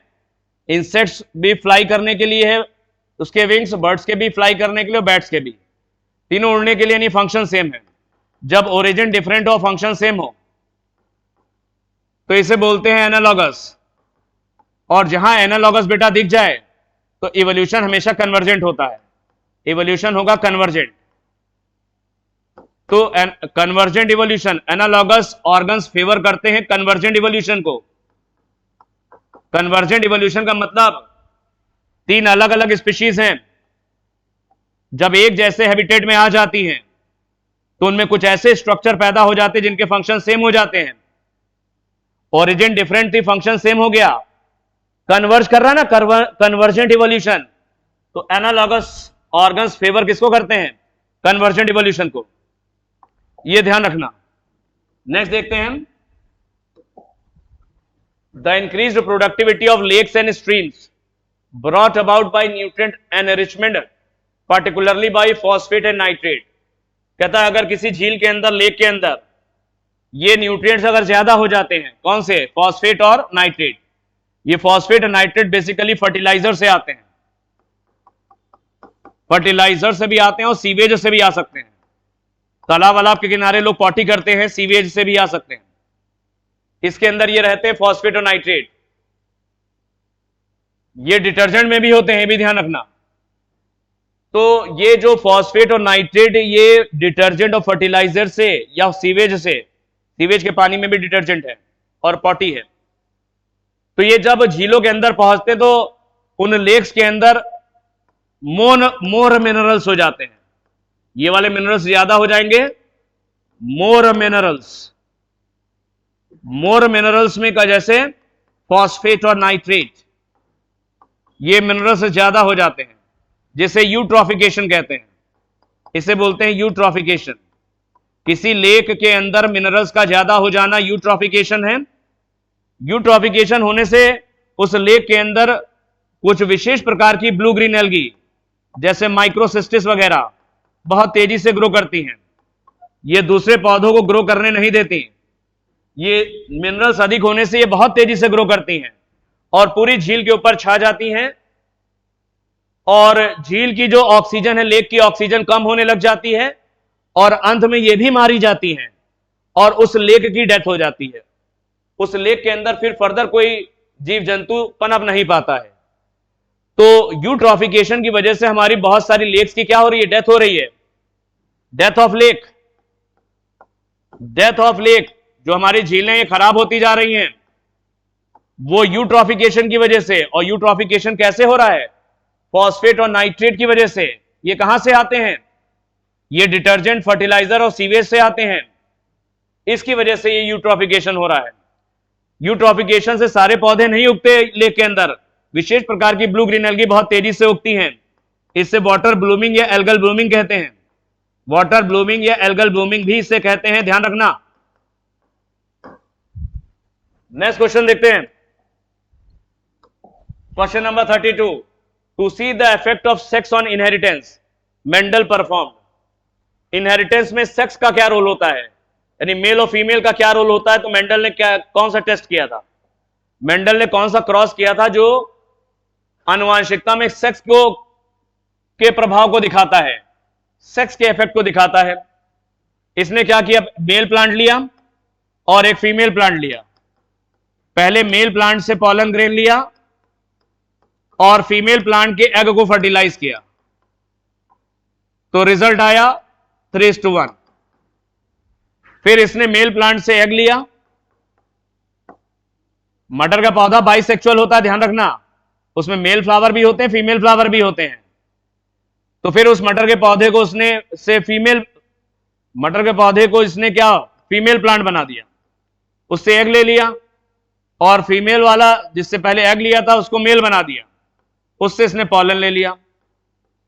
या ऐसे सिंपल समझो, टॉल प्लांट था और एक ड्वार्फ प्लांट था मेंडल के हिसाब से। पहले उसने टॉल प्लांट से पॉलन लिया और ड्वार्फ प्लांट के एग को फर्टिलाइज किया। क्या रिजल्ट आया, रिजल्ट सेम आएगा 3:1 मोनो हाइब्रिड में और 9:3:3:1 डाई हाइब्रिड में, ये रिजल्ट आया। फिर इसने टॉल प्लांट से इसने एग ले लिया और ड्वार्फ प्लांट से इसने पॉलन ले लिया, रिजल्ट देखा तब भी सेम आया, रिजल्ट में कोई चेंज ही नहीं आया। तो सेक्स का इनहेरिटेंस में क्या रोल होता है, इसको परफॉर्म करने के लिए इसने ये वाला क्रॉस किया।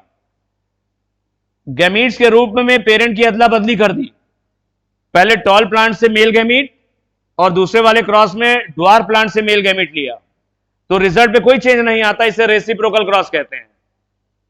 गैमीट्स की अदला बदली कर दे पेरेंट को लेकर के तो रिजल्ट पे कोई प्रभाव नहीं पड़ता, इसको रेसिप्रोकल क्रॉस के जरिए मेंडल ने बताया था। Next question number 33। Identify the labelled parts A to D in section of one diploblastic and triploblastic organisation in animals. दो तरह के ऑर्गेनिज्म है, डिप्लोब्लास्टिक और ट्रिप्लोब्लास्टिक। डिप्लोब्लास्टिक सीलेंट्रेटा और टीनोफोरा, सीलेंट्रेटा और टीनोफोरा ये डिप्लोब्लास्टिक हैं। डिप्लोब्लास्टिक का मतलब इनमें एक्टोडर्म और एंडोडर्म, इनमें एक्टोडर्म पाया जाता है और एंडोडर्म होता है और बीच में मीजोग्लिया होता है। बीच में नॉन सेल्यूलर लेयर होती है, सेल्स नहीं होती, इसे मीजोग्लिया कहते हैं। जैसे यहां पर देखो, यहां पर ए हो गया तुम्हारा एक्टोडर्म, ए हो गया एक्टोडर्म ये वाला, सी हो गया मीजोग्लिया और बी हो गया एंडोडर्म। ये तो हो गया डिप्लोब्लास्टिक। ट्रिप्लोब्लास्टिक में तीनों होती हैं, ए हो गया एक्टोडर्म, बी हो गया मीजोडर्म और सी हो गया, सॉरी इसमें बी हो गया एंडोडर्म, ये अंदर है ये, और डी जो हो गया ये तुम्हारा मीजोडर्म। तो देख लो इसमें तुम देख लो। अब ऑप्शन में कुछ गड़बड़ है, यहां पर कुछ कैसे सेटिंग में कुछ गड़बड़ है, चलो देख लेते हैं। पहले ए क्या हो गया, ए है तुम्हारा एक्टोडर्म, ए क्या है एक्टोडर्म है, ए हो गया तुम्हारा एक्टोडर्म ये। बी क्या है तुम्हारा, बी, बी ये है, बी इधर है ये अंदर ही है, बी हो गया एंडोडर्म।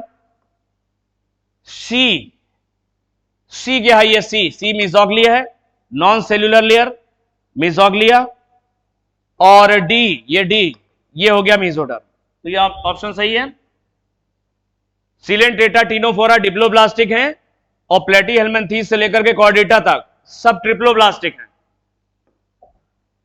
नेक्स्ट देखते हैं, match the column 1 with column 2 and choose the correct option of the following. Match करके करेक्ट ऑप्शन ढूंढना है। देखो ट्रांसजेनिक टोबैको का पौधा बनाया गया जो कि एक नीमाटोड मिलाइडोगाइन से सुरक्षित है, यानी पेस्ट रेजिस्टेंट वैरायटी है ये, नीमाटोड से सुरक्षित पौधा ये तंबाकू का बनाया गया है, जो तुमने पढ़ा होगा आरएनएआई में, आरएनए इंटरफेरेंस में, याद आ गया होगा। गोल्डन राइस चावल का पौधा जिसमें विटामिन ए भी है, विटामिन ए का जीन है, ये भी ध्यान आ गया होगा। रोजी काऊ का जो दूध है उसके अंदर ह्यूमन प्रोटीन है, अल्फा लेक्ट एल्ब्यूमिन प्रोटीन 2.4 ग्राम 1 लीटर में है, अच्छी खासी प्रोटीन है इसके अंदर। और ट्रांसजेनिक एनिमल बनाए गए हैं और भी, जिनसे हमको अल्फा-1 एंटीट्रिप्सिन, ये एम्फाइसीमा जो बीमारी लंग्स की उसमें इस्तेमाल होता है ये। तो ये सारा मैच कर लो, ये आंसर आ जाएगा। नेक्स्ट क्वेश्चन देखते हैं, question number 35। A total of 512 seeds are collected. 512 seed इकट्ठा किए गए, क्रॉस किसके बीच में कराया गया है, क्रॉस कराया गया है इन पौधों के बीच में। और इतने बीज का मतलब इतने पौधे समझ लो, जितने बीज उतने पौधे। मेंडल ने जो पौधे कलेक्ट किए थे वो बीज के रूप में कलेक्ट किए थे, ये रिजल्ट्स बीज के रूप में रिजल्ट्स निकाले थे, क्योंकि इन बीजों को बोएंगे उनसे सारे बीज से सारे पौधे बन जाते हैं। कह रहा find the number of plants produced with the genotype ये और ये, इस जीनोटाइप वाले कितने पौधे बनेंगे। तो ये डाई हाइब्रिड क्रॉस जैसा दिख रहा है कि नॉर्मल क्रॉस है, अरे नॉर्मल डाई हाइब्रिड क्रॉस जैसा दिख रहा है। अगर इस तरह के क्रॉस दिख जाए बेटा ध्यान रखना, अगर इस तरह के क्रॉस दिख जाएंगे तो तुम्हें एक फॉर्मूला हम तुम्हें बताते हैं, ये सब नॉर्मल क्रॉस हैं, ये सब नॉर्मल क्रॉसेस में आते हैं। तुम्हें अगर ये इस तरह का सवाल में दिख जाए तो तुम्हें बहुत आसान हो जाएगा, सिर्फ तुम्हें मोनो हाइब्रिड का ध्यान रखना है। मोनो हाइब्रिड में तुम्हारा क्या आता है रेशियो, मोनो हाइब्रिड में तुम ध्यान रखना कैपिटल ए स्मॉल ए और स्मॉल ए 1:2:1 ऐसे आता है रेशियो। अगर ये याद है तो तुम कोई भी निकाल सकते हो। अब पूछ रहा है कि ये वाले जीनोटाइप कितने बनेंगे, तो ऐसे देख लो कैपिटल ए और स्मॉल बी ये कितना बनेगा, और कैपिटल ए स्मॉल बी ये कितना बनेगा। ये एक डाई हाइब्रिड क्रॉस है, देख रहे हो दिखाई पड़ रहा है। मोनो हाइब्रिड में ये कितने बनते हैं, देखो ये एक बनता है ये इस तरह का, तो एक लिख दो। ये वाला इसके जैसा है, ये भी एक है, एक लिख दो। मोनो हाइब्रिड की प्रोबेबिलिटी को अगर मल्टीप्लाई कर दोगे तो डाई हाइब्रिड की निकल आती है, बस तुमको सीधे मल्टीप्लाई करना है। तो ये पौधा एक बनेगा, लेकिन डाई हाइब्रिड में टोटल 16 बनते हैं, ध्यान रखना 16 में एक होगा। ये वाला देखो ये इसके जैसा है, तो ये 2 लिख दो यहां पर 2, और ये वाला इसके जैसा है तो यहां 1 लिख लो। इंडिविजुअल प्रोबेबिलिटी को गुणा करने से कंबाइंड प्रोबेबिलिटी निकल आती है, तो ये 2 आ गया, तो 16 में 2 ये हो गए। तो ये 2 पौधे कितने हैं टोटल, एक पौधा ये है, दो पौधे ये, तो 3 पौधे हैं 16 में, तो 96 512 में कितने होंगे? ये होंगे 96, निकाल लेना। तो 512 में 96 पौधे बनेंगे, ये ध्यान रखना।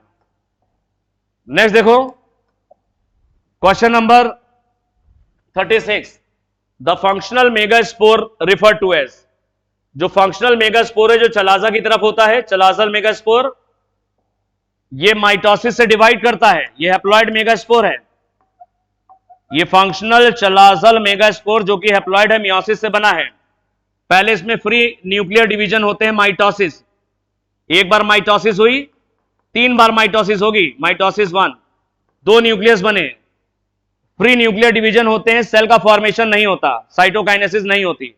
फिर होती है माइटोसिस 2, 2 से कितने न्यूक्लियस बन जाएंगे? 2 से बन जाएंगे 4। फिर एक बार और माइटोसिस होती है, माइटोसिस 3, 3 बार माइटोसिस होती है, और 4 से बन जाते हैं 8 न्यूक्लियस। अब सेल साइटोकाइनेसिस अब शुरू होती है। साइटोकाइनेसिस होने के बाद यह बन जाती है एम्ब्रियो सैक। एक न्यूक्लियस इस पोल से इधर आ जाता है, एक न्यूक्लियस इस पोल से इधर आ जाता है, तो बीच में एक सेंट्रल सेल के अंदर 2 पोलर न्यूक्लियस आ जाते हैं, और जो 3 न्यूक्लियस इधर बचे वो 3 एंटीपोडल बना लेते हैं, और इधर जो 3 बचे उसमें एक एग सेल होती है और 2 सिनर्जिड। ये एक एग एपरेटस बन जाता है, यानी ये पूरी एम्ब्रियो सैक बन जाती है, जो कि 7 सेल्ड 8 न्यूक्लिएटेड होती है। 7 सेल्ड 8 न्यूक्लिएटेड। तो फंक्शनल मेगास्पोर क्या करता है? डेवलप करता है फीमेल गैमीटोफाइट। एम्ब्रियो सैक को कहते हैं हम लोग फीमेल गैमीटोफाइट। इसको फीमेल गैमीटोफाइट इसलिए कहते हैं क्योंकि इसके अंदर फीमेल गैमीट पाया जाता है। ये फीमेल गैमीट को बियर करती है, ये फीमेल गैमीट है एग। तो फीमेल गैमीट को बियर करने वाला स्ट्रक्चर एम्ब्रियो सैक है, ये ध्यान रखना। तो एम्ब्रियो सैक को हम लोग कहते हैं फीमेल गैमीटोफाइट, लेकिन जिम्नोस्पर्म में एम्ब्रियो सैक की जगह पे एंडोस्पर्म फीमेल गैमीटोफाइट होती है, वहां पर फीमेल गैमीट एंडोस्पर्म में होता है। एंजियोस्पर्म में एम्ब्रियो सैक को कहते हैं फीमेल गैमीटोफाइट। तो मेगास्पोर डेवलप करके क्या बना रहा है? एम्ब्रियो सैक, यानी फीमेल गैमीटोफाइट बनाता है। नेक्स्ट है question number 37, the function of nucleated cells in the phloem is to. यहां पर जो न्यूक्लिएटेड सेल है वो बात कर रहा है कंपेनियन सेल की बात। देखो सीव ट्यूब के अंदर न्यूक्लियस नहीं होता, सीव ट्यूब के अंदर न्यूक्लियस नहीं होता। सीव ट्यूब की एक्टिविटी को कंट्रोल करता है कंपेनियन सेल का न्यूक्लियस। कंपेनियन सेल का न्यूक्लियस सीव ट्यूब की एक्टिविटी को कंट्रोल करता है, तो कंपेनियन सेल कहते हैं न्यूक्लिएटेड सेल है। कैसी है? Nucleated cell. इनका फ्लोएम में काम क्या होता है? जो पत्तियां ग्लूकोज बनाती हैं, ग्लूकोज कन्वर्ट होता है सुक्रोज में। सबसे पहले सुक्रोज आता है कंपेनियन सेल में, और कंपेनियन सेल से लोड किया जाता है ये सीव ट्यूब के अंदर। कंपेनियन सेल से सुक्रोज सीव ट्यूब के अंदर लोड होता है। यहां पर कुछ पिट्स पाए जाते हैं, गड्ढे होते हैं, इन्हीं के थ्रू आता है। पिट कनेक्शंस बोलते हैं या पिट फील्ड्स, इनको पिट कनेक्शंस या पिट फील्ड्स बोलते हैं। तो जो न्यूक्लिएटेड सेल यानी कंपेनियन सेल है वो करती क्या है? वो सुक्रोज को सीव ट्यूब के अंदर लोड करती हैं और एक्टिव ट्रांसपोर्ट के जरिए लोड करती हैं। एटीपी खर्च होता है इसमें, इसे फ्लोएम लोडिंग कहते हैं। इसे क्या बोलते हैं? इसे फ्लोएम लोडिंग कहते हैं। ट्रक के ऊपर माल चढ़ाया जा रहा है, फ्लोएम लोडिंग कहते हैं, ध्यान रखना। तो ये इंपॉर्टेंट है, ध्यान रखना। जो न्यूक्लिएटेड सेल यानी कंपेनियन सेल सुक्रोज को सीव ट्यूब में लोड करती हैं with the help of ATP यानी एक्टिव ट्रांसपोर्ट के जरिए। नेक्स्ट देखते हैं question number 38, which of the following is an incorrect statement about the second response of the body against a previously infected antigen. किसी एक antigen यानी कोई मान लो एक बैक्टीरिया ने पहले इन्फेक्शन किया, फिर दोबारा उसी बैक्टीरिया ने इन्फेक्शन किया, तो इनमें से कौन सा सही है? सेकेंड इन्फेक्शन के बाद ये कह रहा है जब उसी माइक्रोब से दोबारा इन्फेक्शन होता है तो कहता है the main antibody formed during the secondary response against a previously encountered antigen is IgM. ये आईजीएम नहीं बनेगी। जब सेम एंटीजन सेम बैक्टीरिया दोबारा से इंफेक्शन करेगा तो पहले जो मेन एंटीबॉडी बनती है वो आईजीजी है। आईजीएम नहीं बनेगी, ये ध्यान रखना। नेक्स्ट आगे देखते हैं हम।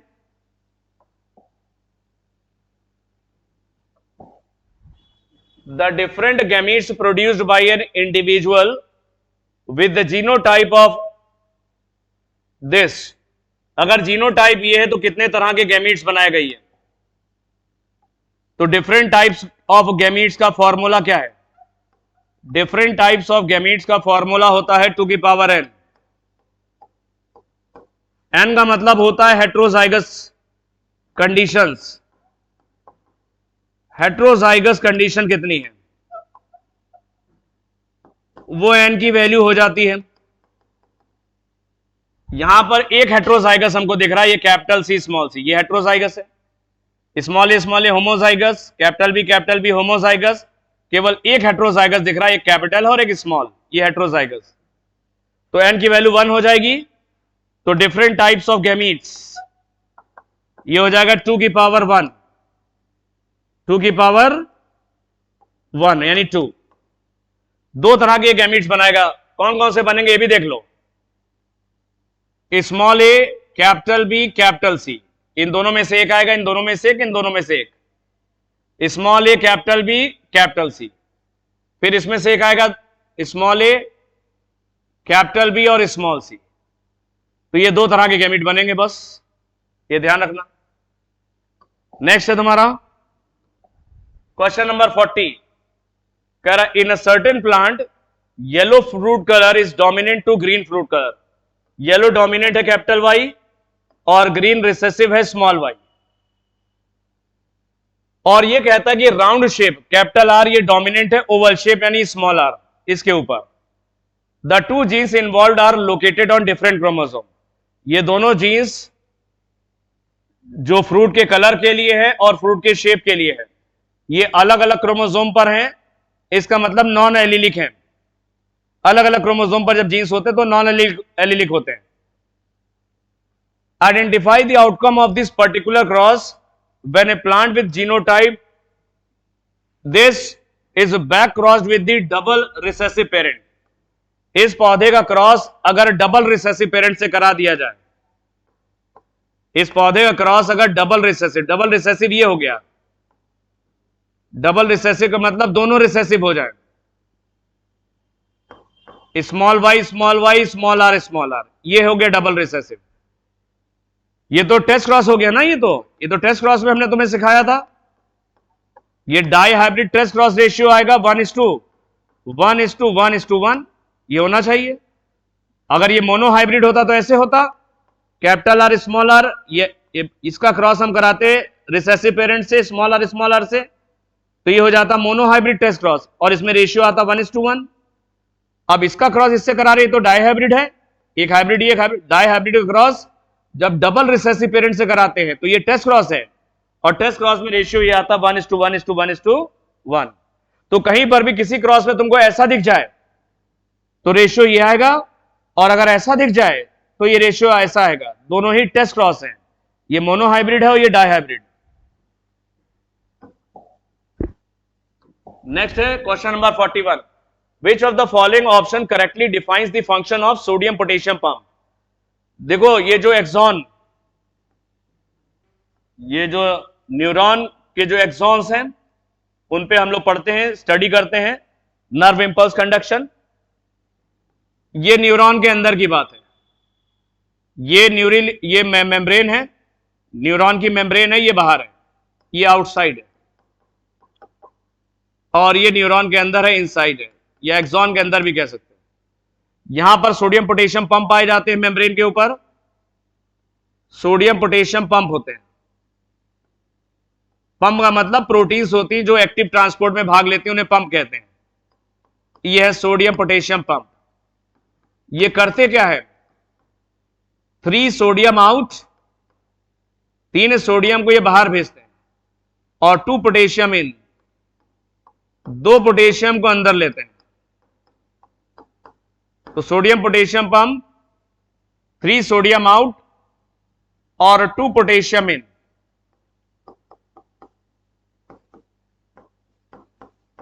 तो आंसर हो जाएगा potassium into the neuron and sodium out of the neuron. Question number 42. In bacteria, the restriction enzyme plays an important role in a defense against viral infection by chopping foreign DNA into pieces. But it does not cut the own DNA because of. इस question का मतलब यह है कि जो restriction enzymes हैं ये bacteria के अंदर पाए जाते हैं। अगर किसी वायरस का डीएनए बैक्टीरिया के अंदर जाता है तो उसकी चॉपिंग कर देते हैं, टुकड़े टुकड़े कर देते हैं। लेकिन ये रेस्ट्रिक्शन एंजाइम जो बैक्टीरिया के अंदर पाए जाते हैं वो बैक्टीरिया के डीएनए को क्यों नहीं काट पाते, बैक्टीरिया के डीएनए के टुकड़े क्यों नहीं कर पाते? अरे बैक्टीरिया के डीएनए में मिथाइलेशन हो जाता है। बैक्टीरिया में एडेनिन साइटोसिन जहां पर मौजूद है उनको मिथाइलेशन कर देते हैं। ये प्यूरिन्स और पिरिमिडीन्स का मिथाइलेशन, उसमें मिथाइल ग्रुप को ऐड कर देते हैं।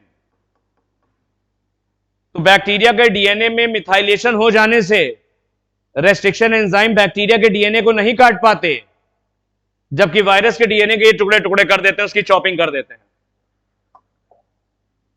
नेक्स्ट है अ कपल हैड 2 सन्स। एक जोड़ा है जिसके 2 बच्चे हैं, 2 लड़के हैं। 2 लड़कों में एक कलर ब्लाइंड है जबकि दूसरा जो है वो कलर ब्लाइंड नहीं है। जो कलर ब्लाइंड है वो एक्स और वाई स्मॉल सी, दूसरा कलर ब्लाइंड नहीं है एक्स और वाई कैपिटल सी, ऐसे है।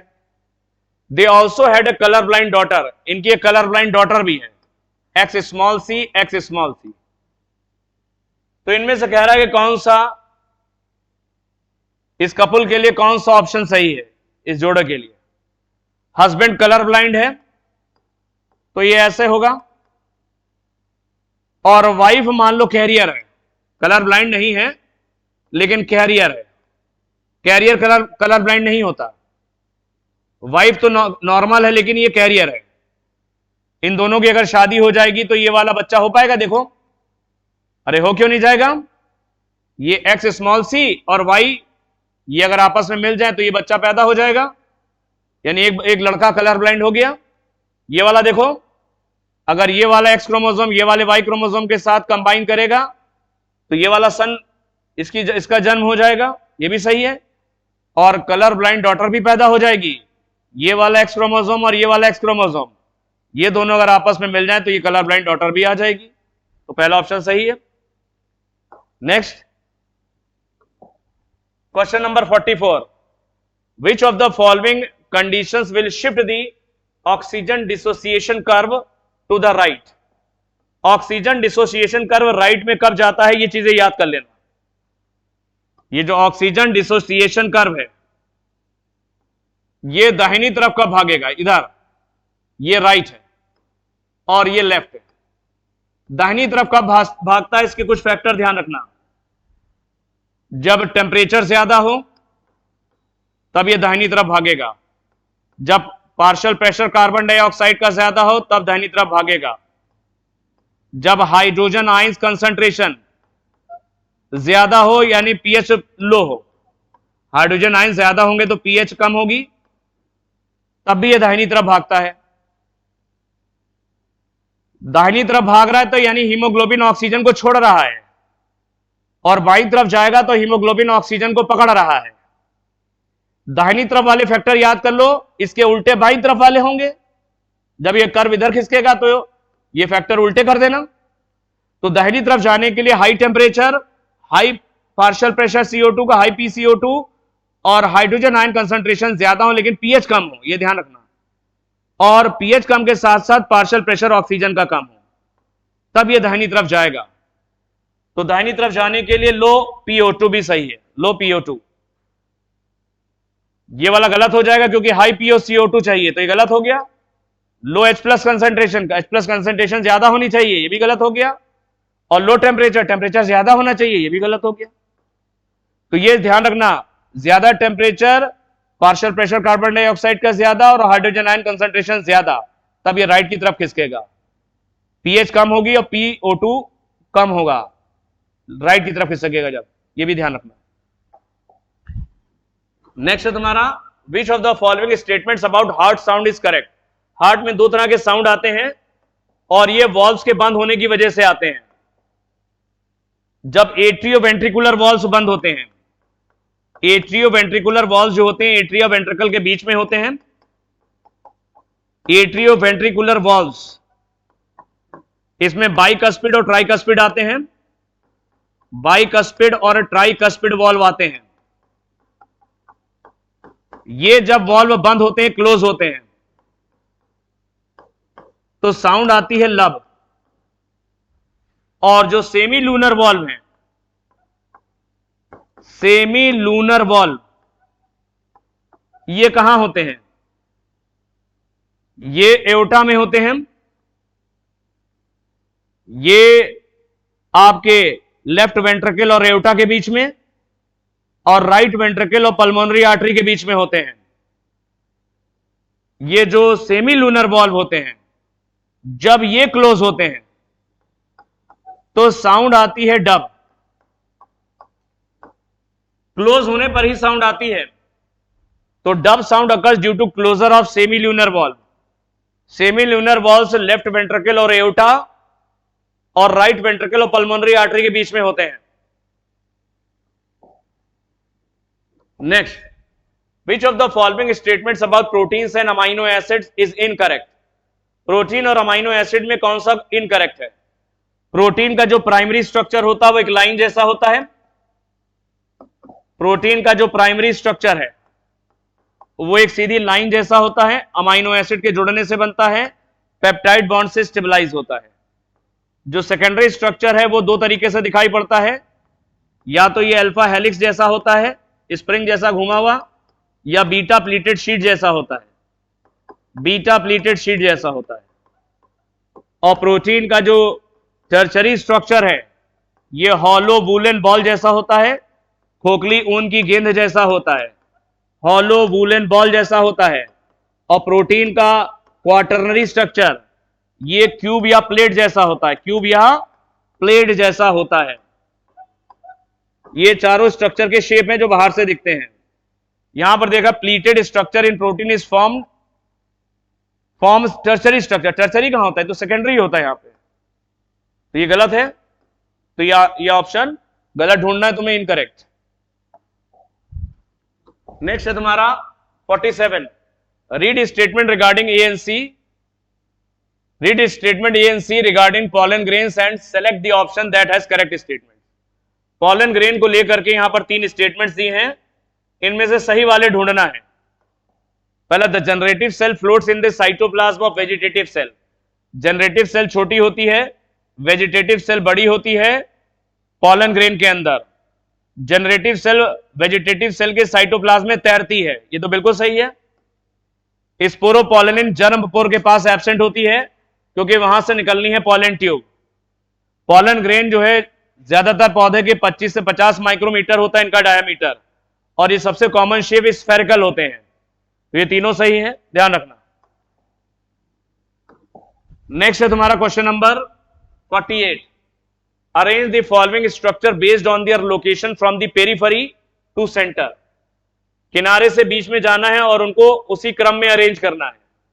ये पौधे के अंदर जो स्ट्रक्चर्स हैं, किनारे से अंदर की तरफ जाना है तो कैसे कैसे दिखाई पड़ेंगे। तो सबसे पहले तुम्हें क्या दिखाई पड़ेगा? एपिब्लेमा। रूट में सबसे बाहर तो एपिब्लेमा होती है। एपिब्लेमा के बाद होगा तुम्हारा कॉर्टेक्स, कॉर्टेक्स के बाद होगी एंडोडर्मिस, एंडोडर्मिस में होती है कैस्पेरियन बैंड्स। एंडोडर्मिस में क्या होते हैं? कैस्पेरियन बैंड्स होते हैं। सुबेरिन डिपॉजिट होता है, कैस्पेरियन बैंड्स होते हैं। एंडोडर्मिस के बाद होता है पेरीसाइकिल, पेरीसाइकिल, पेरीसाइकिल के बाद आती है स्टील। इसके अंदर स्टील में जाइलम फ्लोएम है और कंजंक्टिव टिश्यू है, अंदर है कंजंक्टिव टिश्यू, जाइलम और फ्लोएम के बीच में जाइलम है और फ्लोएम है, जाइलम है और फ्लोएम है, कंजंक्टिव टिश्यू है, जाइलम है और फ्लोएम है। अब देखो, पहले तो हो गया एपिब्लेमा, फिर हो गया तुम्हारा इस ऑप्शन के हिसाब से कॉर्टेक्स तो दे नहीं रखा, तो कैस्पेरियन स्ट्रिप्स हो गया, फिर पेरीसाइकिल हो गया, और फिर कंजंक्टिव टिश्यू हो गया। तो ये आंसर सही हो गया, ये ध्यान रखना। नेक्स्ट है तुम्हारा question number 49। Given below is the schematic representation of the mechanism of hormone action. Hormone action की मैकेनिज्म को डायग्राम के रूप में दिखा रखा है। तो कह रखा है select the set of hormones, इनमें से सेलेक्ट करना है दो हार्मोन्स जो वाई से बाइंड करते हैं, यहां बाइंड करते हैं, ये ध्यान रखना। देखो, जो प्रोटीन हार्मोन्स होते हैं या अमाइनो एसिड के हार्मोन्स होते हैं, उनके रिसेप्टर मेम्ब्रेन पे होते हैं। प्रोटीन हार्मोन्स के रिसेप्टर कहां पाए जाते हैं? प्लाज्मा मेम्ब्रेन पे होते हैं, यानी सेल की मेम्ब्रेन पे होते हैं। वो यहां पर होंगे एक्स पे। प्रोटीन हार्मोन्स में तुम ध्यान रखना, एफएसएच ये प्रोटीन यानी अमाइनो एसिड से बना हार्मोन है, और दूसरा थायरॉक्सिन ये प्रोटीन हार्मोन्स यानी अमाइनो एसिड से बने हुए हार्मोन्स हैं, उनके रिसेप्टर मेम्ब्रेन पे होते हैं। लेकिन न्यूक्लियस के अंदर, ये न्यूक्लियस है, इस न्यूक्लियस के अंदर जो रिसेप्टर्स होते हैं वो स्टेरॉयड हार्मोन्स के होते हैं, जैसे टेस्टोस्टेरोन और एस्ट्रोजन।